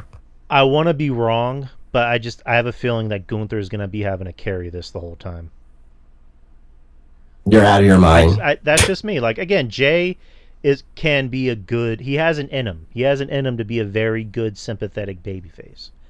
No, okay, so what about? So we're gonna skip ahead a little bit, and we'll come back to the word. What do you think about his promo on Monday? I didn't like it. Wow. Because again, he sounded again. To his credit, he was getting. Yeah, I don't know what promo you didn't hear, but that promo was very true. It was emotional. It was the real guy coming. He had fucking tears in his eyes for crying out loud. To his credit, he was getting very emotional, and that's cool. But like Mish said, he was scatterbrained to the point where he was talking over himself, and he decided to do the yeet again. Again, I didn't like the promo he did. I like the promo Gunther did. And again, I want to be wrong. I want to, by this time WrestleMania, I want to say, okay, I'm invested in it, because from the way it looks, they want to do like a Rocky underdog storyline. And I think Gunther can bring it out. Well, they technically did that last year with him and Gunther and Sami Zayn. So well, I guess they're doing it again. But I don't know. I guess they're doing it again. Yes, 2 years in a row, right? Gunther's going to be. They're doing Rocky 2 now. But again, the problem with Jay is just his promos just aren't very good. Like I said time and time again, Jimmy, I think, is a much better talker, because when Jimmy talks, he sounds like a person. Jay just sounds like a Monster Energy drink come to life. But anyways, again, I don't hate Jey Uso, obviously. Like obviously, John Draper, friend of the show, Uncle Drape. He said it best. WWE is booking for people that actually watch the show. Well, here's another thing too. WWE is in the business of making money. Yeah. Jey Uso makes the company a lot of fucking money. A lot of money. Jey Uso deserves this spot. Okay. He deserves this spot. He makes the company a lot of money. He, to me as well. I mean, the in-ring stuff, whatever, right? People are talking about like, oh, well, look at the WrestleMania match he had last year with Jimmy. Jimmy ain't fucking Gunther. You know what I mean? Jimmy ain't fucking Gunther. Even though the match at Saturday Night's Main Event wasn't the best as well, I think that they're gonna put on a better match at WrestleMania that they did at Saturday Night's Main Event. That's number one. Number two, a lot of people are saying, you know, whoa, man, well, a main event, one of the WrestleMania main event nights is gonna go to Jey Uso and Gunther. Who said that's the main event? How come they can't open the show? How come they can't open night one or night two? I think. I think from the way it looks, they're gonna main event night one, and night two is gonna be Cody's match. Do you think there's a possible opportunity of them be able to open the show? I don't think so. I don't think so, mainly because Jay is one of their merch sellers, so you want to give them that big moment. That's true. I get that, but there's no shot whatsoever that you guys think that they can open up. I mean, a WrestleMania. Again, I'm not the Jey Uso. I'm not the booker, but I'm just saying if I am the booker, I'm not going to have one of my top merch sellers just open the show and have his big moment. Like, I think it would mean more if he closed the show. That's just me. Again, I'm not. And also as well with this whole Yeet thing too as well. Like, I mean, the way that's getting on right now. I mean, we only seen this a couple times in WrestleMania, being the build of WrestleMania. That was the Kofi Mania, and that was the WrestleMania. I think this is bigger than the Kofi Mania to me already. Right, and also it's kind of like last year with Cody. Cody had his big moment. Now Jay can have his big moment. I also think that it's. I don't think it's bigger than the WrestleMania, the Yes Revolution, but I mean, it's. You know, by the fans' reactions, man, like it's getting there, man. It's getting there. I don't think it's gonna get bigger than the Yes Revolution, man. But those reactions, man. You can't deny the reactions that he's getting, no. And how over he is, and you know, and the position that he's in. Right, and WWE's trying to take advantage of that, obviously. No, I know that. It's just he can't cut a promo, and I'm just. I think he's in fear of eventually people are going to get sick of it. You say he can't cut a promo like he's never cut a good promo before. Yeah, before he became Yeet Guy, when he was just Jey Uso. Jesus, man. Oh my gosh. Again, I'm not saying he doesn't have it in him. I said before he has it in him. It's just, I don't know. Leading up to Mania, I want to see it work out. I'm not trying to poo-poo over. I'm just being. So I will say this, and I will say this is not going to happen. I will say this. I will say that the match between Jey Uso and Gunther to me is most likely going to be the match at WrestleMania. But let's just say he picks Cody Rhodes. I think that to me that has possibly the biggest and best opportunity to really shake things up in WWE. What if you had a Cody Rhodes, a very pissed off, frustrated Cody Rhodes, ends up turning heel by cheating to win at WrestleMania over Jey Uso, and solidifying a heel turn, beating Jey Uso in the main event, closing out WrestleMania? Wouldn't that be a great shakeup for WWE, and wouldn't that make Jey Uso probably the top babyface in the whole company? I mean, I think that would be tremendous if they try to do that, but I think that's way too risky too at the same time. Right. I mean, I think with Cody, and maybe I'm thinking too much ahead, like, you can take your Cody idea of him cheating to win with Punk. You know, because Punk is, you know, your most over, you know, babyface in the company. They can still try to do that, but I think the reaction will be a little bit more. I don't know. I think the reaction will be a little bit more visceral towards Cody if it was to Jay. If it was to somebody like a Jay or Sammy, somebody that's just... Yeah. Punk is not beloved by everybody. Exactly. And Punk is not necessarily a sympathetic figure like Jay and Sammy. And also, in addition to as well, there's a lot of people who are not too happy on possibly having Jay beat Gunther. You know what I mean? Like, do you know what Gunther's gonna be doing after WrestleMania? He's gonna be wrestling Goldberg. He's gonna be wrestling Goldberg. Do people really want to see a Goldberg versus Gunther match for the World Heavyweight Championship? No. No, I don't. Okay. So, this is what I think is going to happen. I think Jay is going to be Gunther. Jay is not going to have a very long run. He's going to have it up until the summer. Drew McIntyre is going to win King of the Ring. As I stated, Drew McIntyre is going to have a big 2025. He's going to win King of the Ring. He's going to beat Jey Uso at SummerSlam. Drew McIntyre is going to hold the World Heavyweight Championship all the way through next year's WrestleMania. And who he's going to face at next year's WrestleMania, ladies and gentlemen, is going to be Sami Zayn winning the Royal Rumble in Saudi with a great moment there. And one of your WrestleMania 42 main events is going to be Drew McIntyre versus Sami Zayn. Book it. Huh. I bet. I like it. And Sami Zayn would be a damn good choice in Saudi. And he can beat Drew McIntyre for the first time ever, too, on top of all of that. Mm-hmm. I don't know. I like that. I like that. That's a good idea. Not crazy about the Goldberg idea. Well, I mean, he's gonna have his last match. I mean, he already said he's gonna have his last match this year, and it's most likely gonna be against Gunther. Would you rather it be for the world title or not? That's the question. I'd rather Goldberg just not wrestle at all. Well, I mean, he's already gonna wrestle, so we just have to endure it. So, unless just have Gunther just choke his fucking old ass out. Like I'm done with Goldberg. I don't want to see Oldberg anymore. I'm done.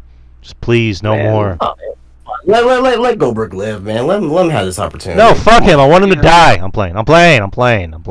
Jesus Christ! All right. Every guy, he's a San Antonio native, and you're talking to him about like that. No, fuck him. He's not San Antonio. He's from Oklahoma. Fuck him. I mean, he lives here. Oklahoma. Fuck him. He lives here. He's selling to Bernie. Bernie can suck my dick. Oh wow! What did Bernie do to you? Jesus Christ! It exists. I'm playing. Oh my God! Anyone listen? Any Bernie listeners? Fuck you. I'm playing. Oh, good lord! It's episode 400. My true colors come out. I want to see your true colors. That's the same opera. Dark man, true yari. But yeah. That was the Rumble. That was the Royal Rumble, people. How would you guys rate the Rumble? I'll give it a strong 7.5. I thought I was thoroughly entertained throughout the whole entire show. There was a lot of moments, so I liked it. But what about you, RJ? Jesus, sorry. I thought the Rumble was fine. I would give it 7.5 out of 10. That's pretty fair. I'd probably give it the same. So yeah, we already talked about the Jey Uso promo. Gunther came out and said, "If you choose me, I'll make your life a living hell." So again, Gunther just killing it on the mic, just really goddamn good. What is Gunther gonna do? He's gonna send Ludwig Sprockets Kaiser after him. I don't know. They need another member of Imperium. Just add another member. He's gonna do the Sprockets dance. Oh God. You're listening. I mean, there's really no one else you can really add that will make sense. Oh man, bring back Jack Stars for God's sakes! Bring in Travis Banks. Yeah, well, Travis Banks, Jesus. Oh, good lord. What was the y'all Kiwi Crusher? Yeah, there you go. Kiwi Buzzsaw. Oh yeah, Kiwi Buzzsaw. Yeah. Oh Jesus my God. I saw him on in the very first NXT UK tour. I was like, oh, I like this guy's look. That started to see him work. I was like, oh, no, he's not that good. Yeah. I didn't good, but I expected him to be better. Yeah, you could tell they really wanted that guy to be something, and they had no problems letting that guy walk as soon as Me Too happened. But I don't know. I don't know who you can get to fill that spot, but do you even need members of Imperium? Why can't Gunther make like a European connection and call Joe Coffey or the Coffey brothers, the Rough Up Jay. You can Oh, have you. Dallas, yeah. You could have you a nice, and you could have you a nice little match right there. You could have Jimmy and maybe Solo coming to his brother's aid, and then Jacob Fatu could be like, "What the fuck? You turned your back on us when we were loyal to you to help your brother? Oh hell no!" And then you can spin that out too. And Jacob and Solo got problems. I'm just throwing it out there. I'm just spitballing. Do that. The brothers against the Gallus boys, that would be something. Because Gallus, they wasting those boys down there in NXT. I think they about to let those guys go, to be honest with you. The more I think about it, but yeah. But I mean that could be an option. Maybe Gunther can make that European connection there.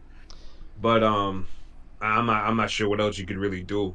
Because I mean, Ludwig Kaiser has shown us time and time again that he's very incompetent. Again, not his fault, but that's just how he's been booked. Speaking of Ludwig Kaiser, he wrestled Penta, and that was a really fucking good match. Very solid match. I mean, Kaiser's great. Kaiser's great in the ring, but Yeah, he's fantastic. he's just he can't buy a win to save his life, man.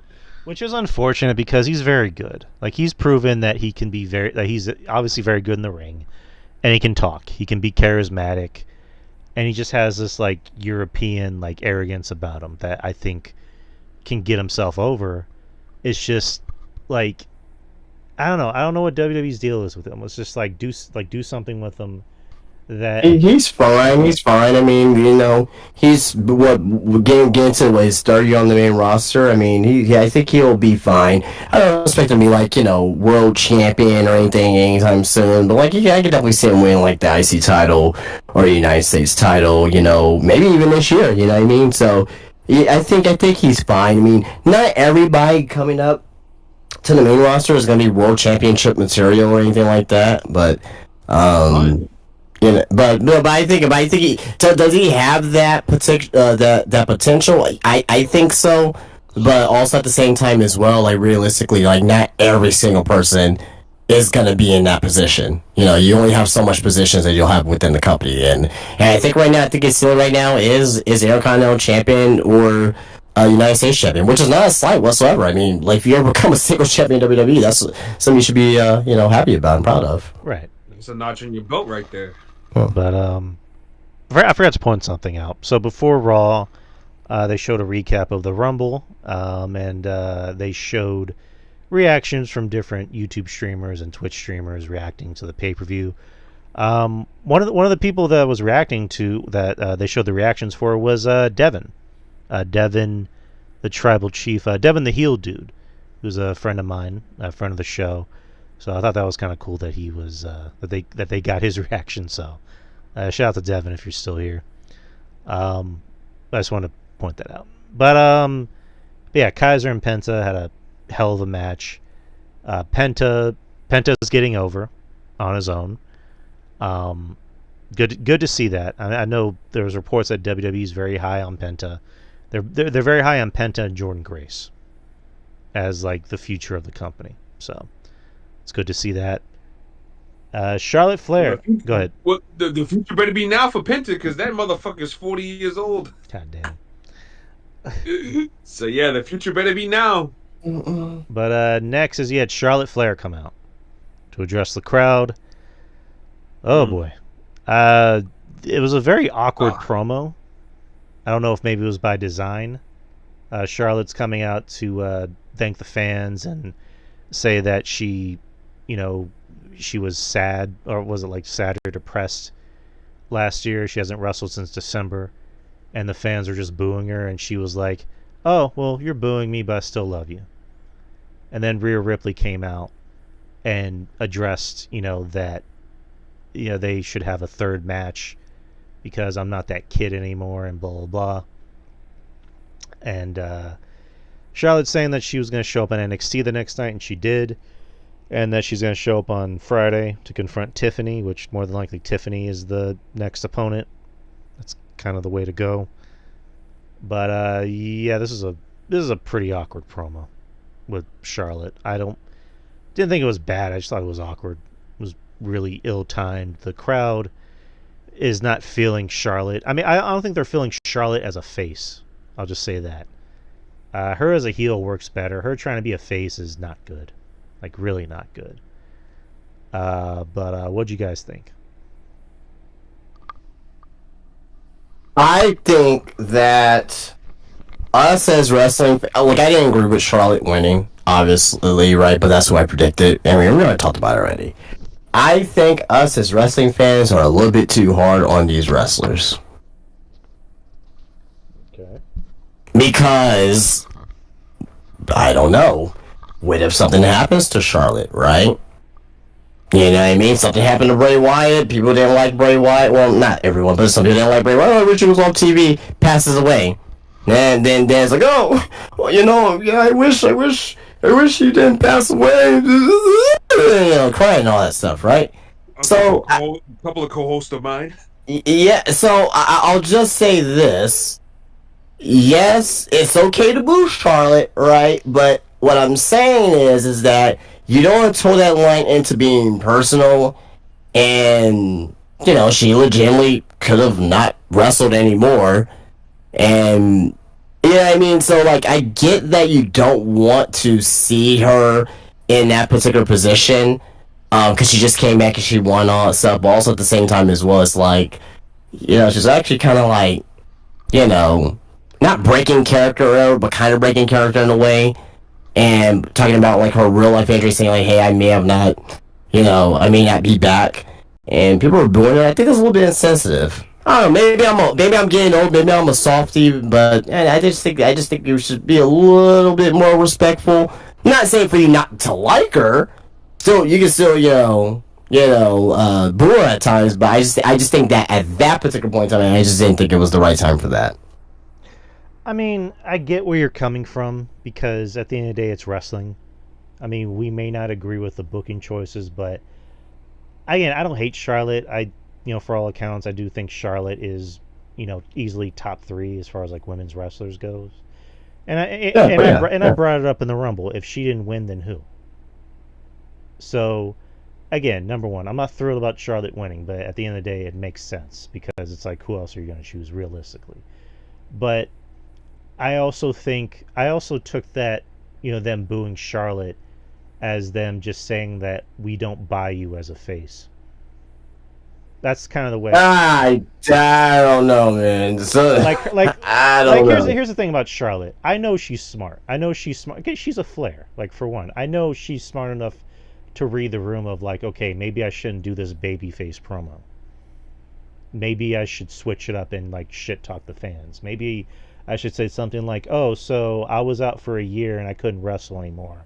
Now I'm back and I bust my ass to get what I want, and you people still boo me? Well, then to hell with you. Like, she should have called it on. Like, wrestlers, especially... Oh, yeah. That's what you should have done, but yeah, no. Right, and again, I know wrestling fans are fucking just... They can be evil sometimes. I mean, by we, you went scorched earth on the IWC about, the Jada Parker incident. And it's just like, yeah, the IWC is fucking rotten and full of fucking just awful people. But it's just, in this case, I think Charlotte should have been allowed to be smart, not smart enough, but she should have been allowed to call an audible in that ring, especially with like the WWE, like Triple H era of things. Like, a lot of your top stars should have that cachet to just call an audible in the ring when they sense that the promo isn't working. That's just kind of my opinion. But what about you, RJ?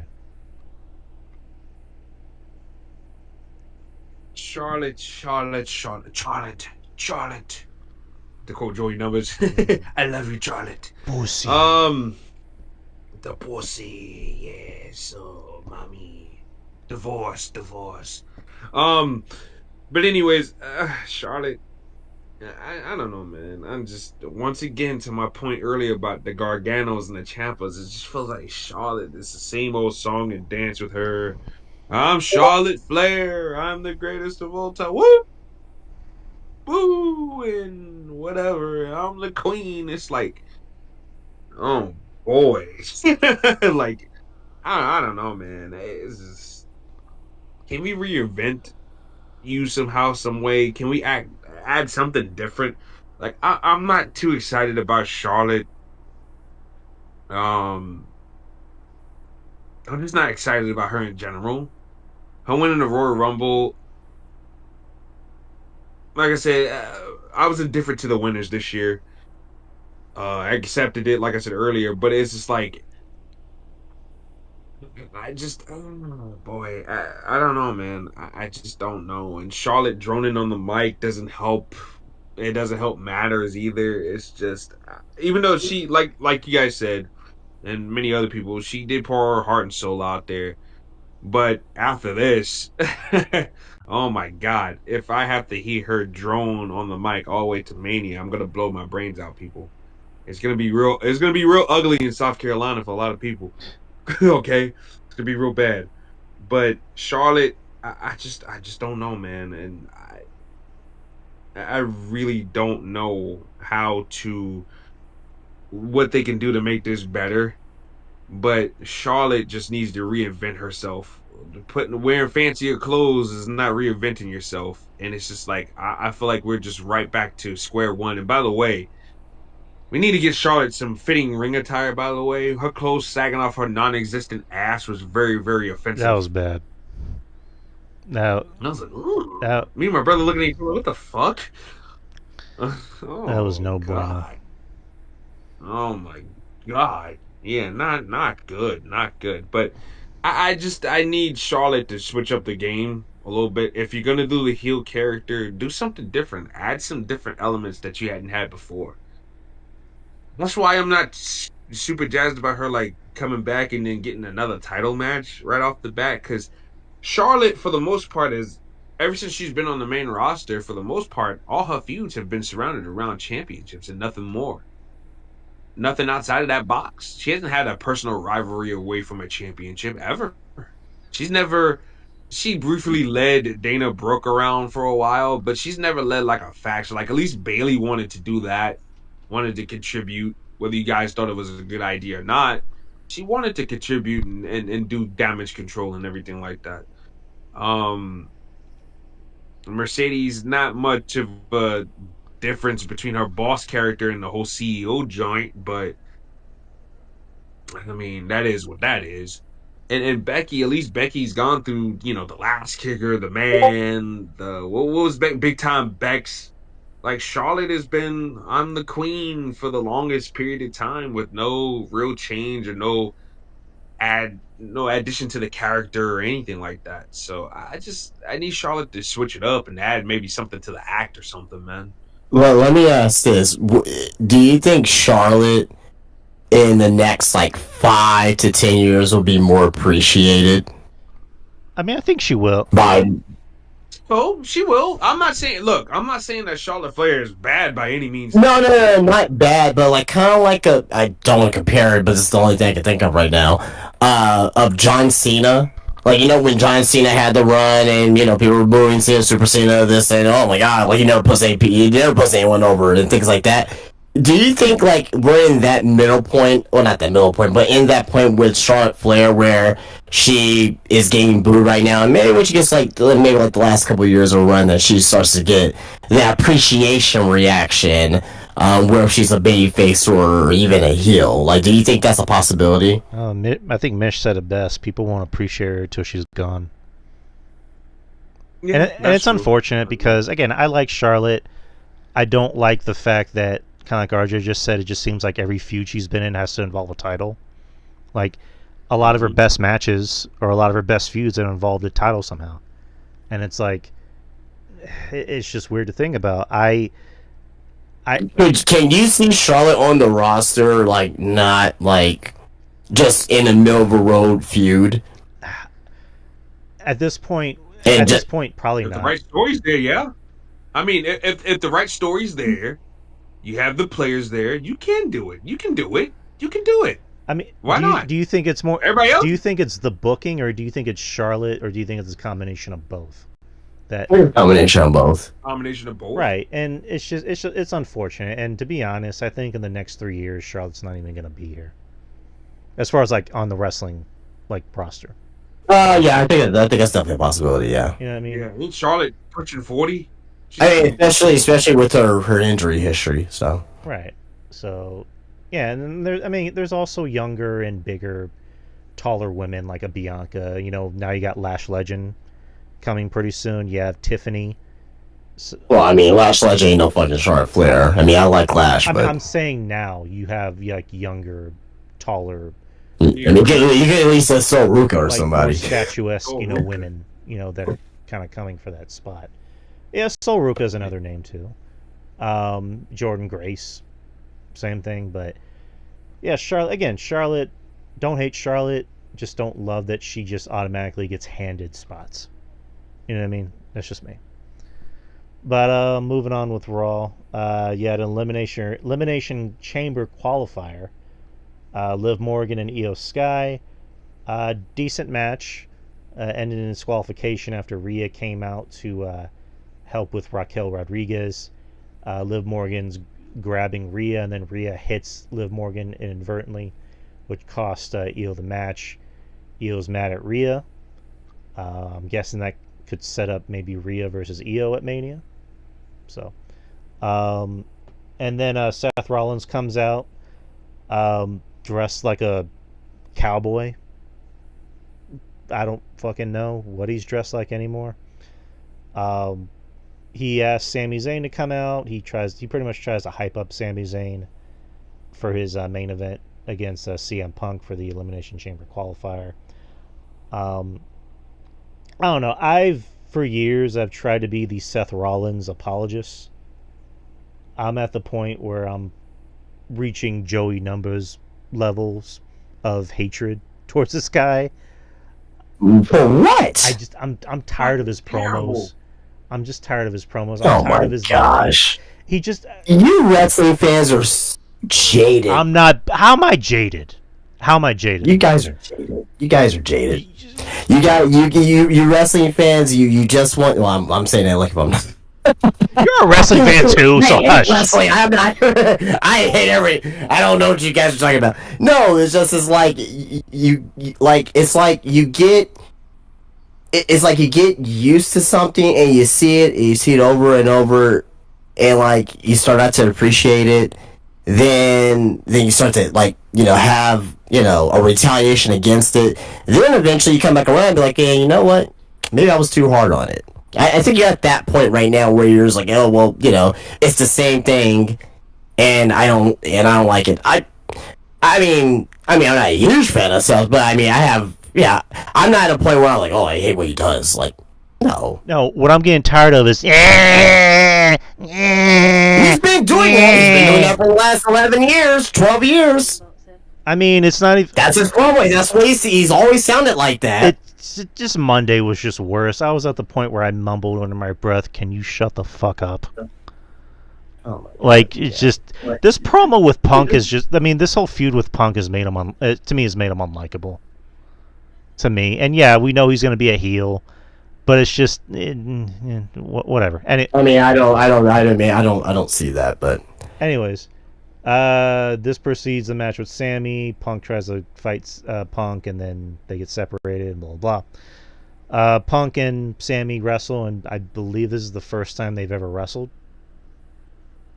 Can you confirm that, Justin? Punk and Sammy. I believe so. Yeah. They never wrestled when he was like El Generico or anything.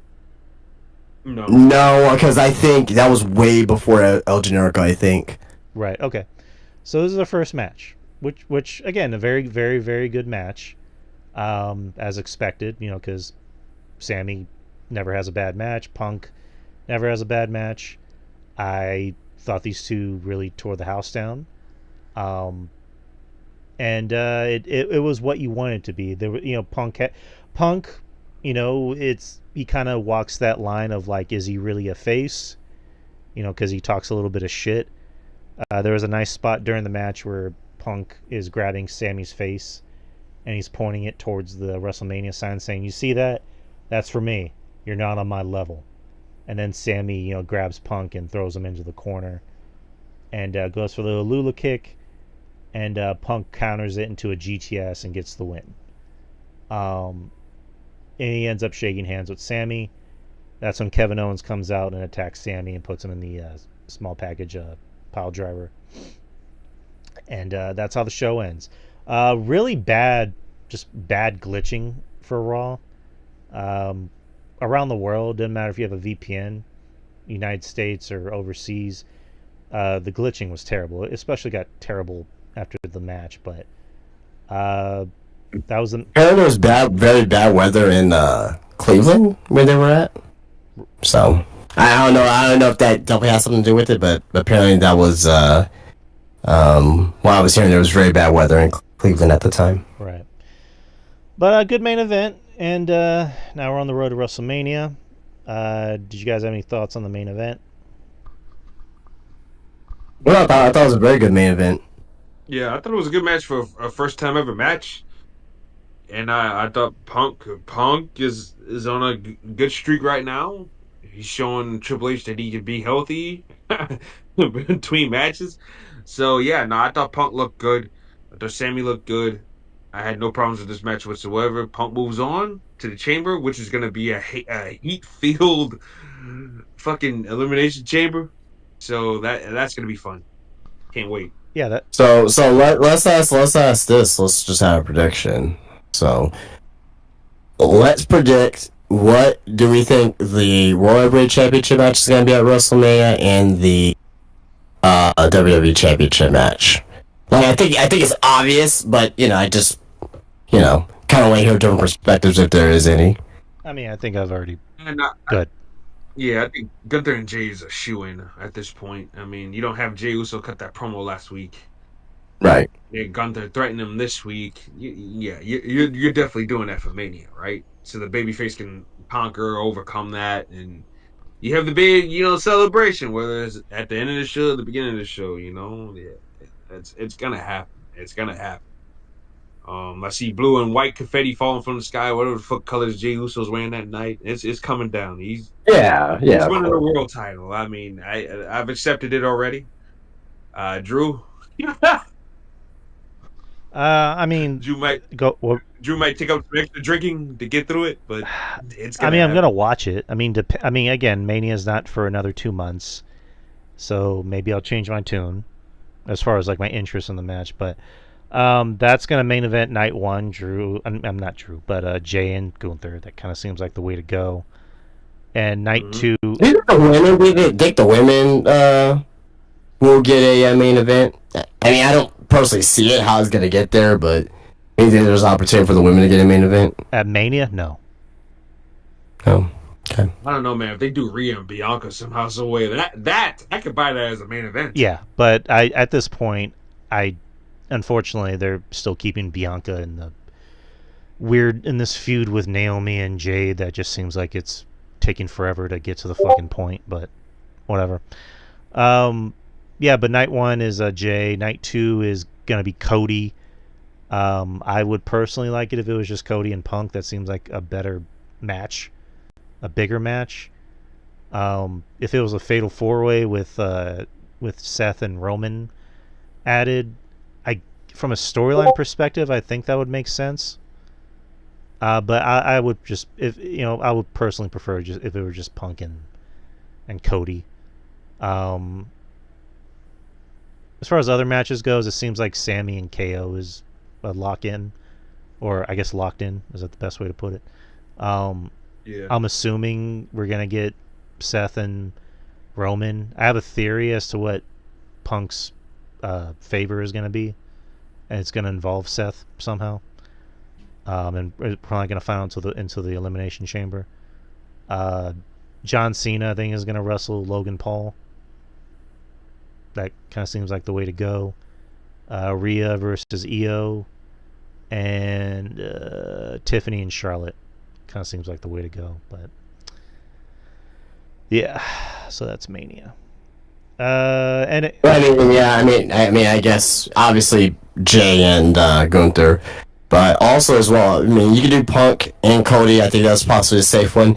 Maybe the favor is that Paul Heyman helps CM Punk, beat Cody by nefarious means, and maybe, Punk turns in on the process. I don't know. There's a lot of things that they can do with this, though. But Well, you know what? I would love to see that fatal four-way and that favor come in that fatal four-way match.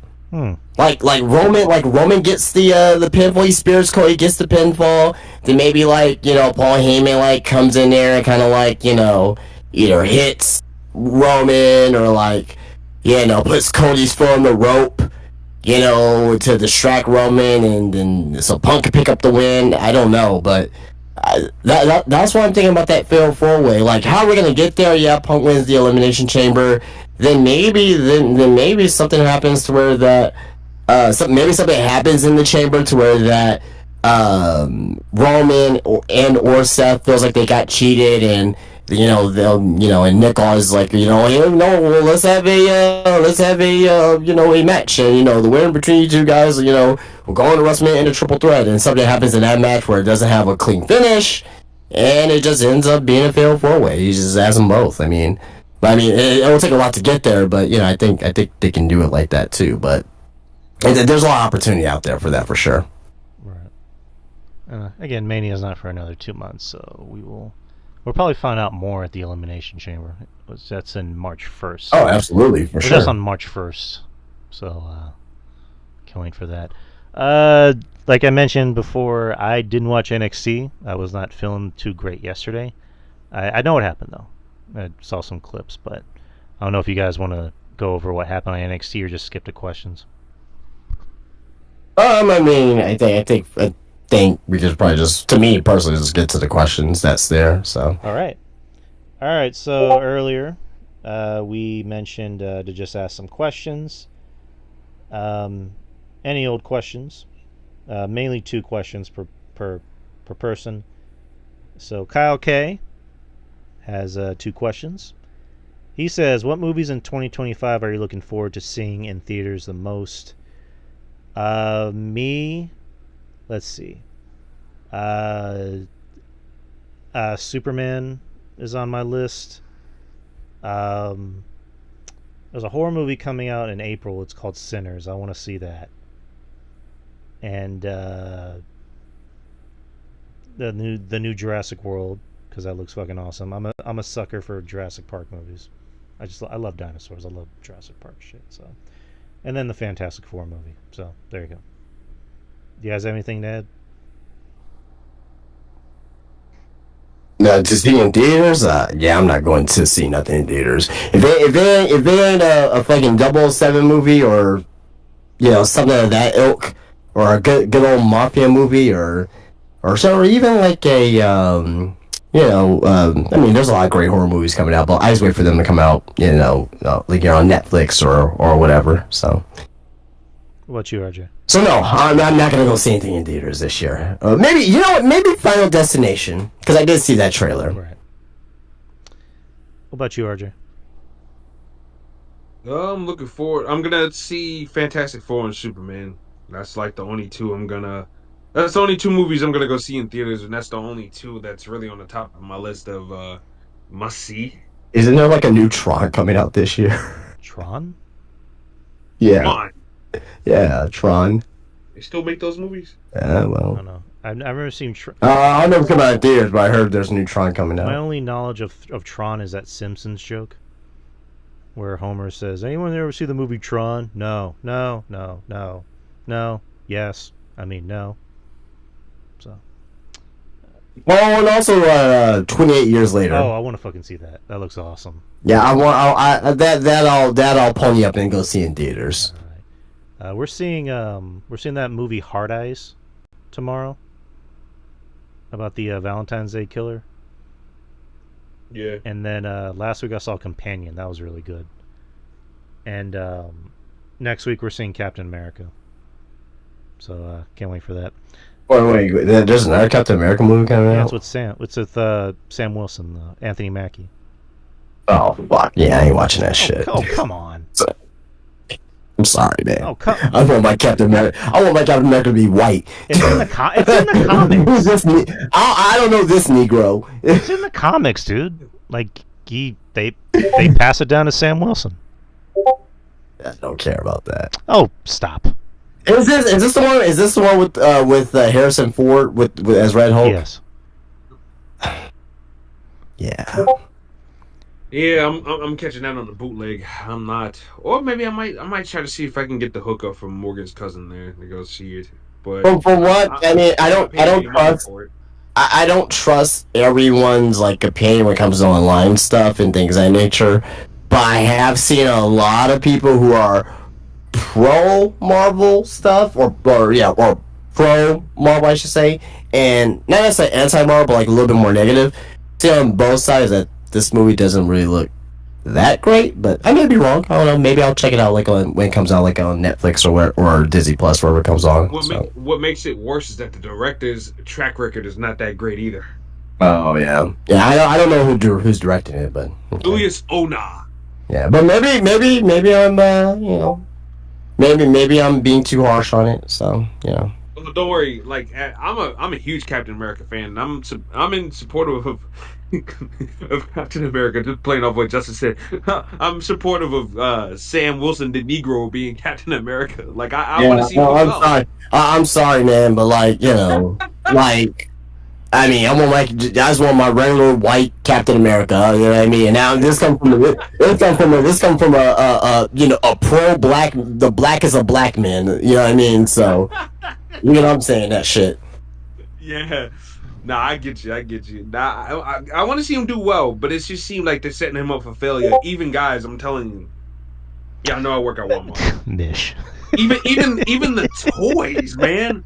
Even the toys, if you didn't know no better, you wouldn't even think it was a fucking Captain America movie because all they're showcasing is the Red Hulk. And from what I understand, the Red Hulk is only going to be in the movie for like 20 minutes. So I'm like, wow, this shows how they feel about Anthony Mackie in the role of Captain America and as Sam Wilson when he's not even. His toy display is so small, and then the Red Hulk has this big, giant, like, fucking set.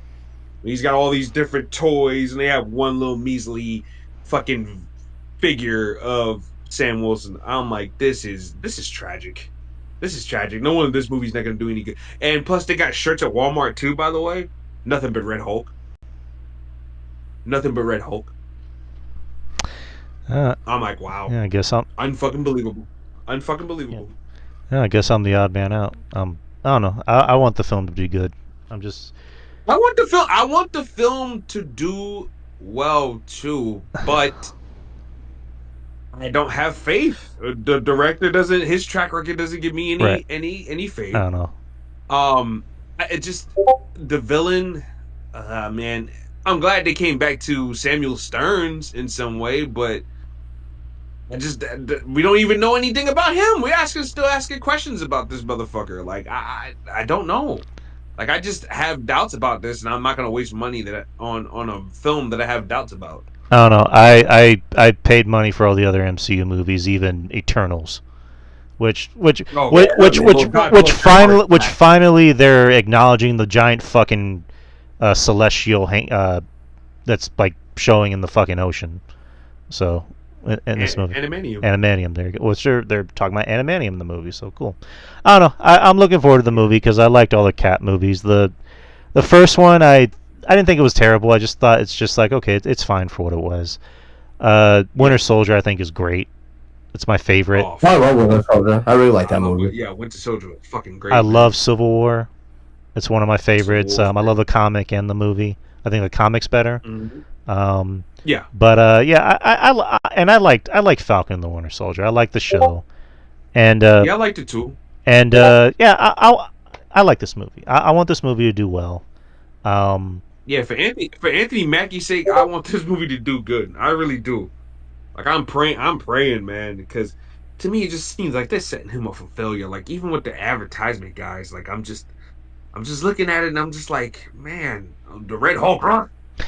Sam Wilson all small. It's like, oh my god, who's is this the Red Hulk movie? Well, I think the one thing that is unfortunate is that you're right, because it just seems like that's the one factor that Marvel seems to really sell more, is that instead of a movie about a black Captain America, it's more about the Red Hulk, a character who's only going to be in it for like maybe 15 minutes. So Yeah, you heard about that too, right? You heard about that? Yeah. That he's only going to be in the movie for like 15, 20 minutes. So I mean, again, I think I have more hopes for Fantastic Four, and Oh yes. Oh my! Especially after what I saw yesterday. Oh that yeah. looked good, especially fucking Galactus. Oof, that was gorgeous. Oh man, send chills up and down my spine. Like Justin, I mean, just like Justin, they actually have Galactus in this movie. Like actually Galactus, not Cloud, whatever the fuck Galactus. Like actually Galactus. oh, so they finally listened. It only took them fucking 20 years. I don't care no more. Like I could give two fucks about it now. I mean, kind of like with with the Black Captain America. Like if we get a Black James Bond, like I don't know, man. I don't know, man. Like Idris Elba comes out there with the gun. God, man. Oh, no, well, for the record, he's not going to be the next James Bond. So. All right, so next question. Which pay-per-view this year would you like to see these matches held for the final time? John Cena versus CM Punk, and John Cena versus Randy Orton. John Cena versus CM Punk. That'll be a good maybe SummerSlam match, perhaps. Maybe Agreed. I think that'll be pretty good. Agreed. And John Cena versus Randy Orton, maybe in Saudi, maybe like an international show. I think that'll be pretty good. I think John Cena and Orton can be John Cena's last match, like his last ever match. So that'd be in like December.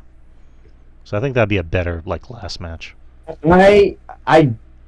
I think it could be one of his last matches. I would not put that as last match. I would put John Cena's last match against someone like a younger talent that he could put over on the way out.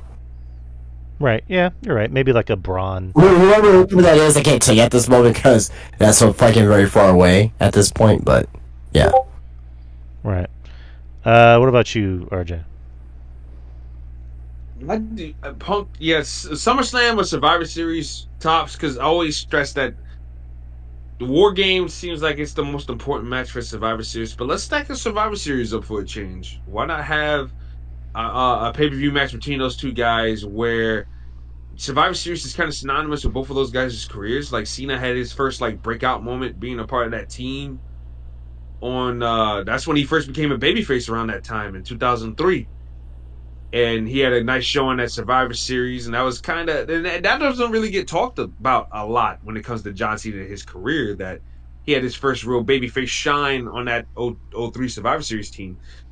I would do something like that, and then of course Punk won the title, in Madison Square Garden, 2011. So why not do a match between those two at Survivor Series? I think that could be pretty nice. And Randy Orton, to me, you threw that on a throwaway show. Orton and Cena, people love to romanticize the rivalry between the two, but to me personally, they were just two guys that would just, fit it for the suit. To be quite honest with you, and looking back on that matches, especially during the time where I wasn't watching wrestling, I went through a phase where I was too cool to watch wrestling back in middle school. So I kind of missed the center of John Cena versus Randy Orton back from 06 to 09-ish. I missed that time.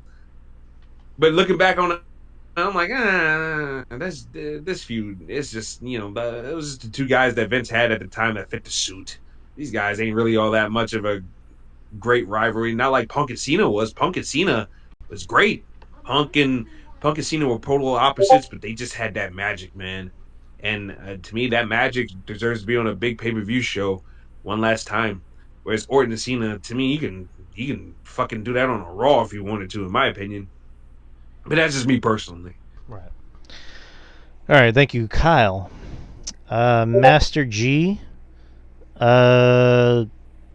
Technically has 4 questions. I guess he was trying to ask the same question in one question, but it just looks like 2 questions. Let's see. There's a question about wrestling and there's a question about games. Which one do you want me to ask?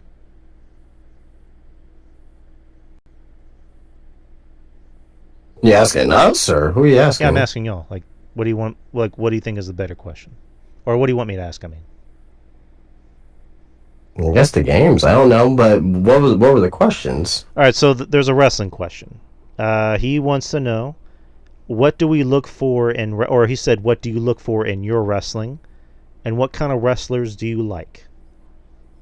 As for the wrestling question, for the gaming question, We answer those. That's fine. Answer both of those, and then the gaming question. I guess that's fine. okay. So the first question is, what do we look for in our wrestling? So the question was, what kind of wrestlers do we like, and what do we look for in our wrestling? Well, the first one is, what do we look for in our wrestling, and the second one was, what kind of wrestlers do we like? I think what he's asking. I know what he's asking. But I think we just answer kind of like as one question. Okay. Yeah. So I guess I'll start. What I look for in my wrestling and like the kind of wrestlers I like specifically, I've never really been someone who's about like they have to like be jacked to the gills. I mean, when I was a kid, that was kind of what I was into. It was like, yeah, they need to have a perfect physique, but then over time, it's like I kind of want guys that can actually work. And then over time, when I was watching The Rocks and the Steve Austins, and I still like Steve Austin, but it's like I wanted to see more of the like Guerreros and the Benoits and the Rey Mysterios and the Jerichos and the Shelton Benjamins and the Paul Londons and guys like that. So eventually I got tired of the kick and punch guy, and I just want to see guys that can work. And then I also wanted to see guys that had personality because, yeah, Guerrero, great wrestler, but he also had personality. Jericho, great wrestler, had personality. Shawn Michaels, great wrestler, had a personality. Same thing with CM Punk. So I just look for that, and I also look for guys that are believable to an extent, but when they talk, they sound real. Like we know wrestling is fake, but what that guy is saying is real. That's kind of my explanation. What about you? A little bit of what you said, but what I look for in my wrestling, I just want to be entertained. I want to be entertained. To the gills. Where if it's like from like silly comedy, in wrestling to nonstop drama to a great wrestling match, right? Like whatever I find entertaining. But when it comes all down to it in wrestling, like a lot of people watch wrestling for the actual wrestling matches. That's what got me into it is when people, get in the ring and have an actual wrestling match. The stories keep you too as well. So I love a great story. But I'm very simple. I'm very simple when it comes to wrestling. It just has to be entertaining. It has to be entertaining, good, and has to be emotionally invested to come back every single week. Type of wrestlers that I like. Wrestlers that I like is, I like all kinds of wrestlers. I prefer, like, if I had to pick between, like, the type of wrestlers, I love, like, my technical guys, and I also love my high flyers. I think high flyers, I think they get, what's the word I'm looking for? But I think they get a bad rap sometimes. When it comes to high flying wrestling, I think there's definitely an art to it too as well. Just like hardcore has a certain art, may not be my type of art, you know what I mean? But like the hardcore deathmatch style has that too as well. But I don't really have like a particular type of wrestler that I love, but I just appreciate all different types of wrestling and different wrestlers. Where if it's charisma based, like a Jey Uso or LA Knight, where if it's a technical base, like if it's like a Benoit or Dean Malenko or Chris Candido, somebody like that, where if it's a hardcore style, where it's like a Mick Foley or an older Terry Funk or Sabu. So I just like all styles of wrestling at the end of the day, and I just want to see those stories and the mismatch of it and the ridiculousness of it and just everything that comes with it. So that's my answer. RJ. Like just to say, I just want to be entertained too. Like I want to, as somebody you're trying to sell a product to, I want to feel like I'm losing myself in what you're doing. With that being said, I want a variety of things. I like guys that have, over the top personalities. There's a reason why I like certain guys. Let me break it down to you guys in this way.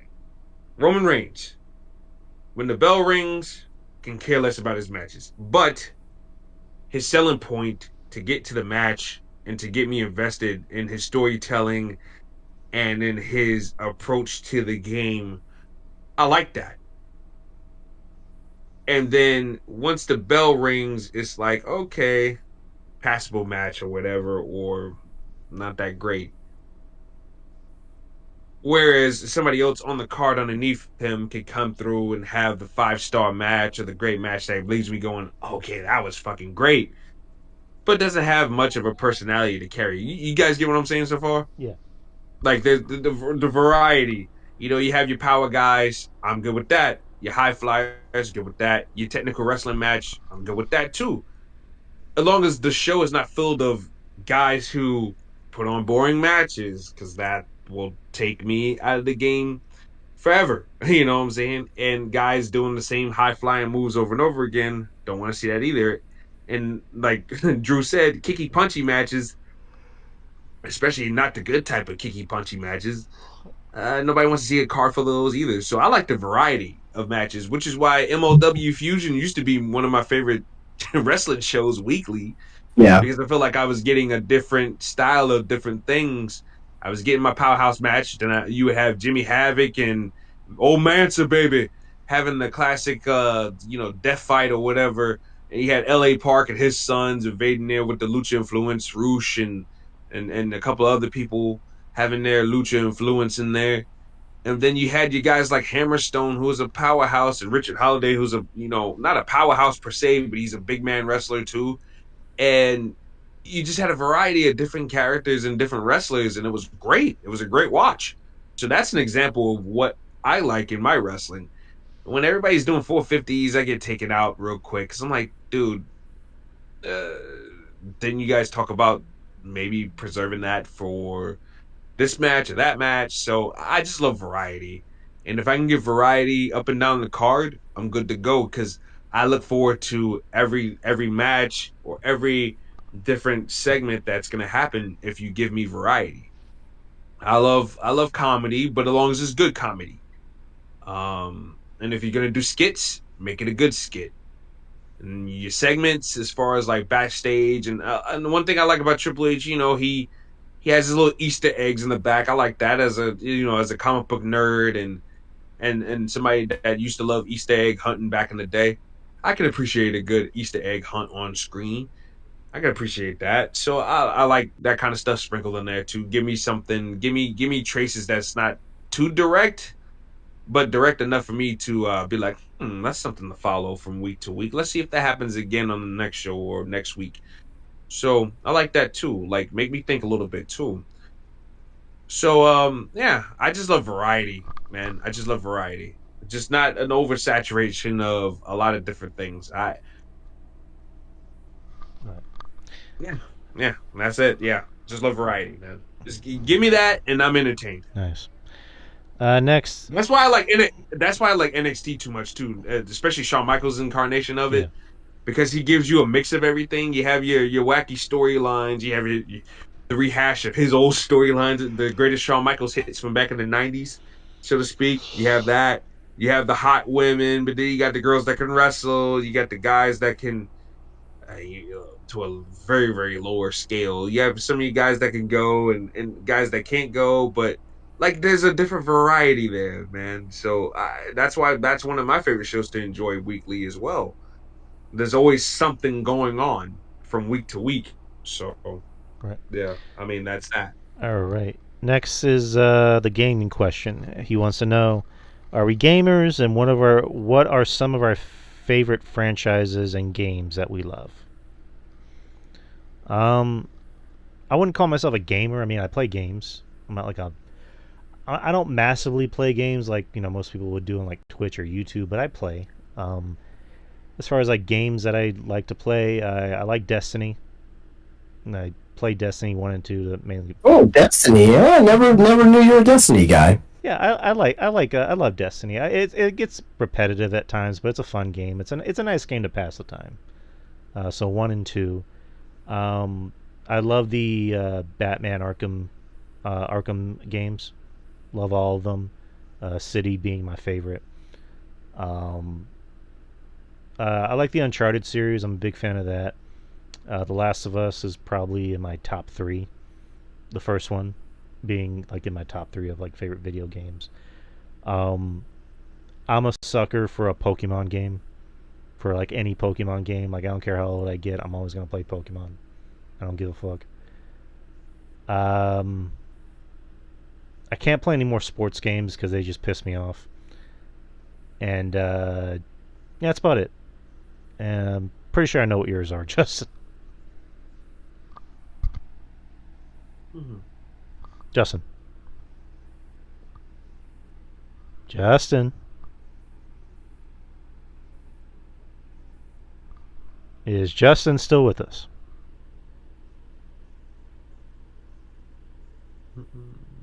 I guess you can go, RJ. What about you? Well, yeah. Much like you, I'm not.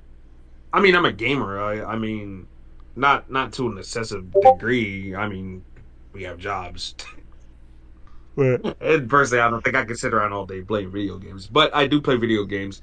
I do like the Batman. I do like the Batman games as well. Of course, most of you guys know that I play the 2K games on Twitch, the WWE games.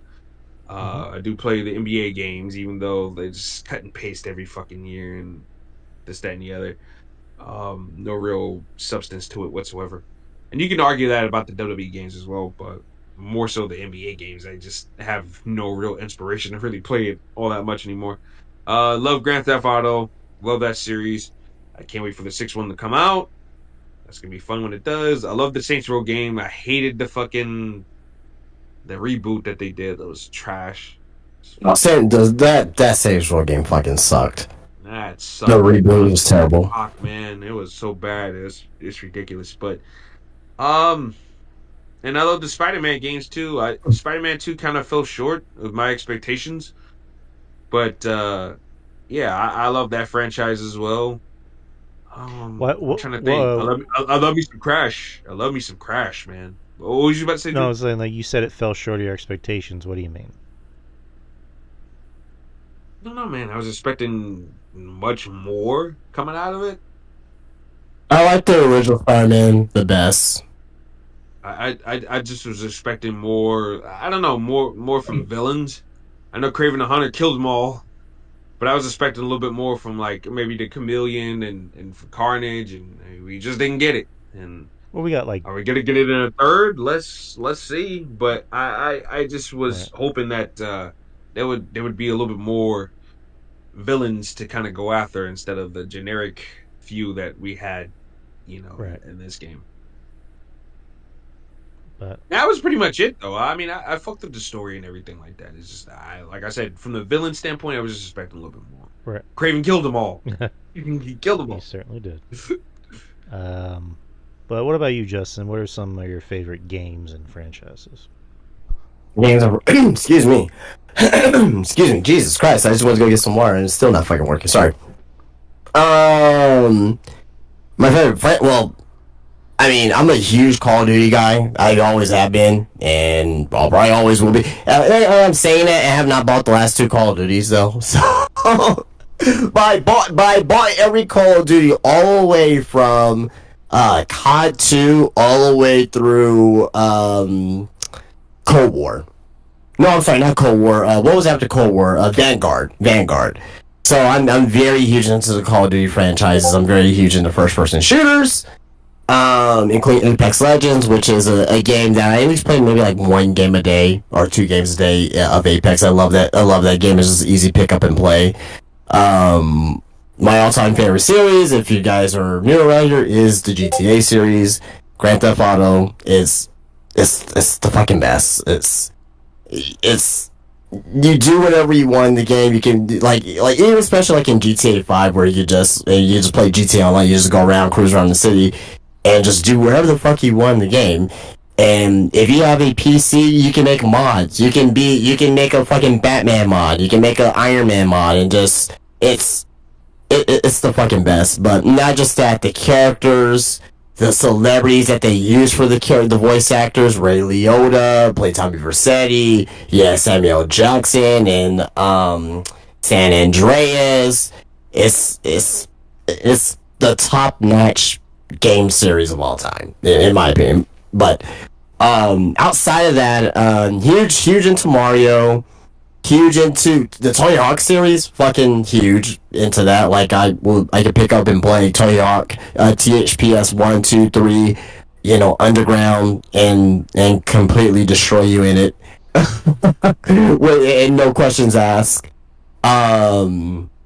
What else? Oh yeah, also wrestling games, obviously the AKI games. So WCW versus NWO World Tour, Revenge, No Mercy, obviously one of the best wrestling games of all time.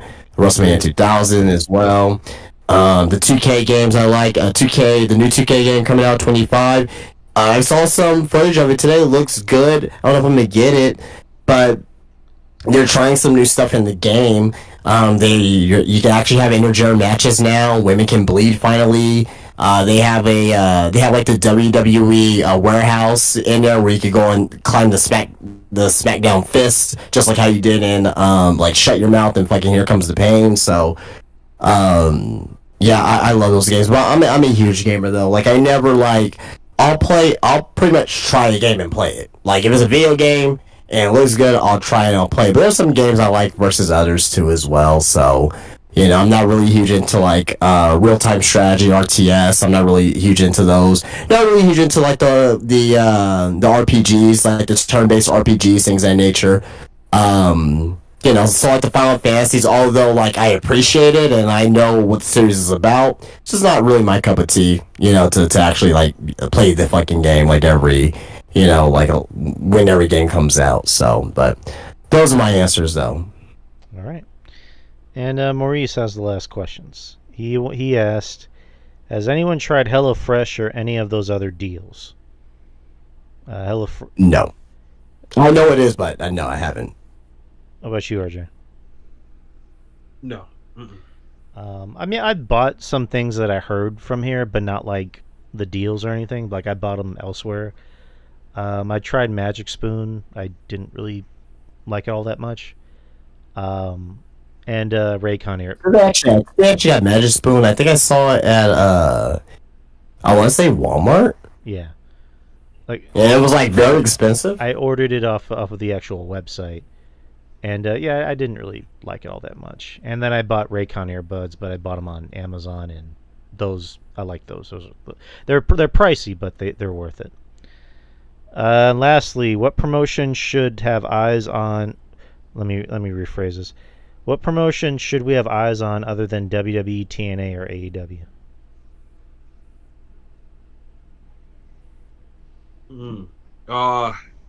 I'd say Pro Wrestling Noah. I think Noah's slowly but surely putting different players into place. Yeah. Noah's a good one. Yeah, to definitely, I'm not gonna say overtake New Japan, but I mean that main event scene in New Japan is so like wide open right now, and New Japan doesn't have the stars right now. Zack Sabre Jr. being I mean, I like Zack Sabre Jr., but damn, man. Yeah, it's not it, not top man material. Hell, I don't even think he's the real front man of his group. People argue with me all the time. But the only thing they can tell me every time, Justin, is that his wrestling, he's so good. I'm like, but being a front man, when you use the term the front man, right? That means you are the top guy, but do you have the personality of a top guy? I don't think he does. I think Shane Hayes has more of the personality. I'm telling you guys, he is Australian Star-Lord, man. He is so charismatic and so fun.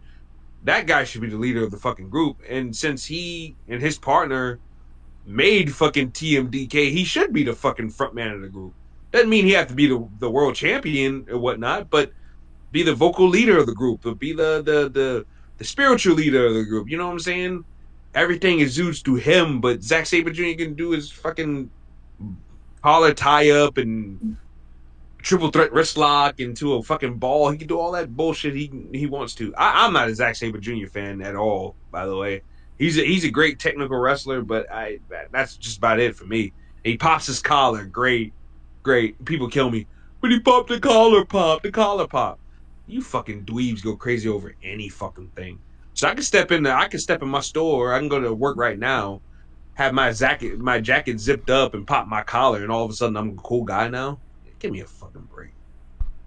But anyways, yeah, I think Pro Wrestling Noah is a good shout because to me they're building guys, and I was watching mostly for Omos to see what he was doing, but the rest of that roster is not bad either, man. I would definitely give that a shot. And I love Kamehameha. I think Kamehameha is. I think he's one of the next guys up. I think Daga's doing good work over there. So yeah, I would check out Pro Wrestling Noah. Another one for me, Pro Wrestling Marigold. I think Rosie Ogawa is doing a good job over there. I watched the Bozilla versus Tank match. My God, both of those women are huge. Bozilla's like this big, bulky. I think she's from Germany. I think, but she's this big, bulky German woman. I don't want to say German, but yeah, she's this big, bulky European woman. And then you got Tank. This woman is made out of granite. Holy! If you seen this woman Tank, you guys would be like, holy! Rhea Ripley ain't got shit on her. Rhea Ripley. They talk about muscle mommy. This woman would just put Rhea Ripley and Bianca Belair out of commission with how jacked this girl is. Oh, she is jacked. It's crazy, but not in a nasty, like, oh God, that's too much way. But she's like, oh my God, she's like She-Hulk, but bigger maybe. Holy shit. And they had a match, and that was good. That was fairly good. And he's just building up a nice little roster over there, man, of full of these women that he took from Stardom, but these other women from outside the company as well, and he's giving them shine. So I would give that a shout too. Um, MLW to me has lost its luster from back when I used to hoop and holler and cheerlead for it a couple of years ago. But if you're looking for once again that variety, because it's still there, the variety is still there. I would give that maybe a look too. And that's pretty much it. That's pretty much it. Oh, Callahan's group too. What's the name of Callahan's group, Justin? Wrestling Revolver, I think. I love the Revolver, yeah. Yeah, that's another good one too. They got some good interesting stuff over there. They have a faction over there called Red. Gia Miller's leading her own little group with the dude from Contra Unit, Mads Kruger, him and Sawyer Fulton, Madman Fulton, who's now going by Dreadnought now. Jesus Christ. And I think Max the Impaler and Jessica Havoc are part of that crew too. Yeah, she's leading a faction full of freaks. And yeah, not Trey Miguel, but Myron Reed is the champion. Now he's going against the Rascals now too. So I guess maybe him and Wes Lee can maybe hook up in the NXT or some shit like that as the anti-Rascals. That'd be cool. But yeah, he just recently went up against Trey Miguel. They got some good stuff going on over there. There's some fun watches. I hate when people act like WWE's the end-all, be-all. Like, it's WWE or bust. It surely is not. You can get your wrestling feel in other different places. And that's what I've done. That's why, to me, I won't outright bash WWE because I know there's other things to watch. If WWE's not giving me what I want or what I feel like, makes me happy or fulfills me as a wrestling fan, I know I got other places that can give me that. So, yeah, I definitely recommend those places right there. All right. And those are all the questions, people. I didn't get to answer anything. I thought you did. No, I didn't say nothing. Go ahead. No, it's okay. Well, I mean, I was just gonna add. Damn it, man! Now I forgot. House of Glory. Oh yeah, HOG. Yeah. Yeah. House of Glory. Yeah. I mean, because they had Ricky Starks recently, and Mike Santana is the champion over there, and what's this? Charles Mason, I think his name is. Charles Mason. Yeah. Charles Mason. Great. Him and his crew. Yeah. Charles Mason. Yeah, he's pretty damn good as well. So, House of Glory. I mean, if you want to watch GCW, PCW, my God. And watch like Joey Janela get his ass whipped by. What happened recently? Did Joey Janela or who got his ass whipped by somebody? He has ass whipped by what's his name? That dude. Oh, fuck, what's his name? I forget. I forget his name. Yeah, but he got his ass whooped by that dude that's always on social media. I forget his Yeah, name. yeah. Well, anyway, yeah. GCW want to watch something like very, very not professional whatsoever.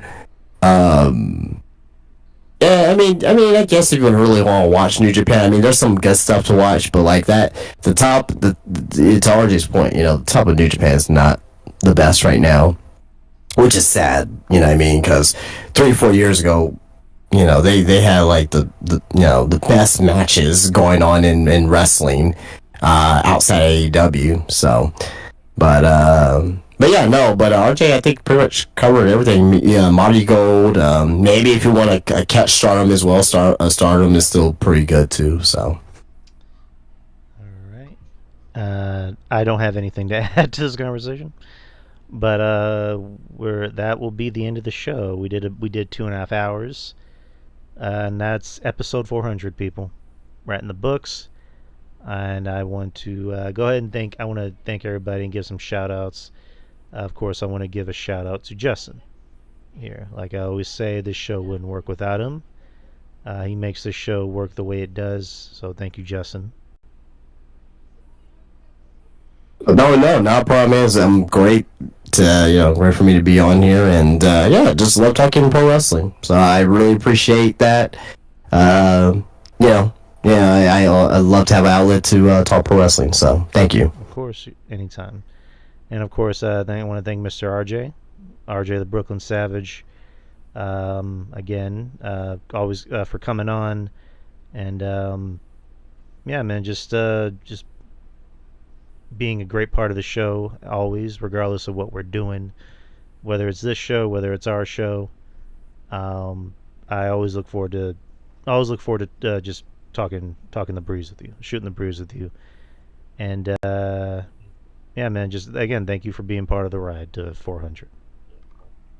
But yeah, not a problem. Thanks for having me, man. I remember when you were starting up the show, and you took me along, and we was doing shows here and there for especially during a tough period in everybody's lives in COVID when I was just getting started. So I mean, you helped get my voice out there. You helped give me a platform. So I'll be forever grateful for that, and just to see how far and how expanded you've become as far as like getting guys like Justin and Ruben and Uncle Jeff. Shout out to Uncle Jeff, and shout out to Ruben too.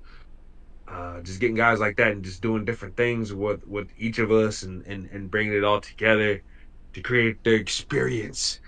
It's definitely been a pleasure to be a part of, and watch this bad boy grow. And here's to 400, 10,000 more episodes. I don't know, just here's to more.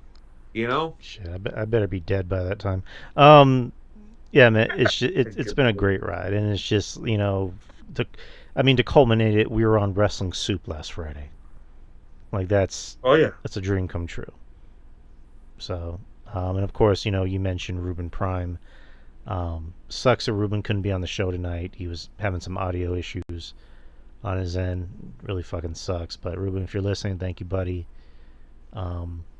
Love when you're on this show. Love when we do our show, Culture Attack. Which look out for new episodes. They are coming. We just need to work some things out.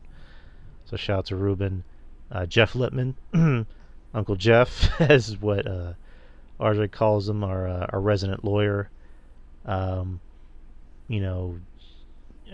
Jeff adds something to the show. Jeff, I could listen to Jeff talk about wrestling, because he's one of the OGs. Like he's been around since back in the day. So he knows his shit. So whether you love him or hate him, you gotta love him, and we love him. We love Jeff here. I love Jeff, and just everybody else. Of course, Mish. I've said it before. I'll say it again. Mish gave us the platform to do the show. He didn't have to, but he did because that's just the kind of guy Mish is. He's one of the nicest guys, probably the nicest guy you ever meet in this world. And he will go out of his way to help you and give you the shirt off his back if you thought you needed it.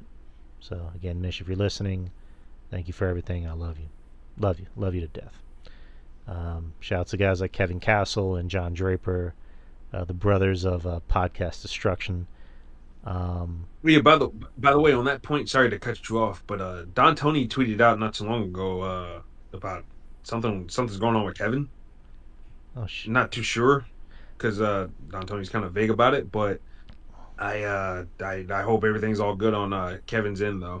Yeah, I hope so too, man. I don't want to hear that news. I know Kevin tweeted something not too long ago that something was going on. So again, Kevin, if you're listening, I hope everything's all right. Yeah. Kevin knows I Absolutely. love him, and I hope Kevin loves me. But I hope whatever you're going through, Kevin, we're here for you. And same thing with John Yeah. Draper. You know, another sweetheart of a guy. Has always gone out of his way to be nice and kind and shout us out. So thank you, John, and just everybody else. You know, Shaheen. Shaheen has done the artwork for the show. And he's a genius. He's great at what he does. So shout out to Shaheen if you're listening.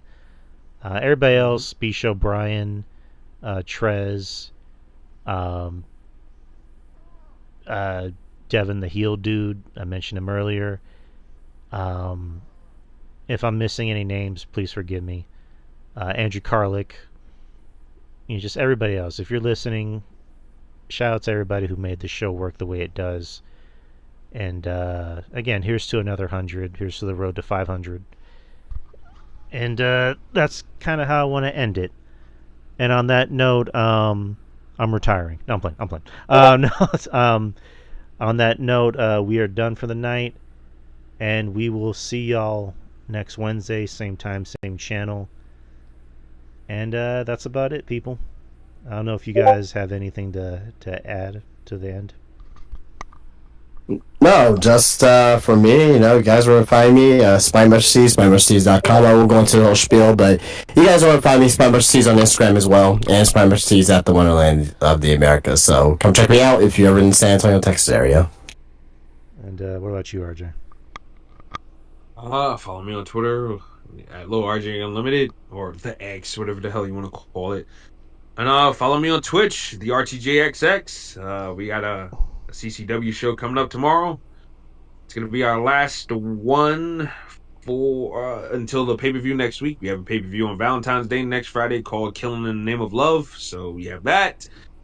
And yeah. All right, man. On that note, we are done for the night. So good night, everybody, and have a good week. Be safe, and like I said, we'll see y'all next week, same time, same channel, and peace out.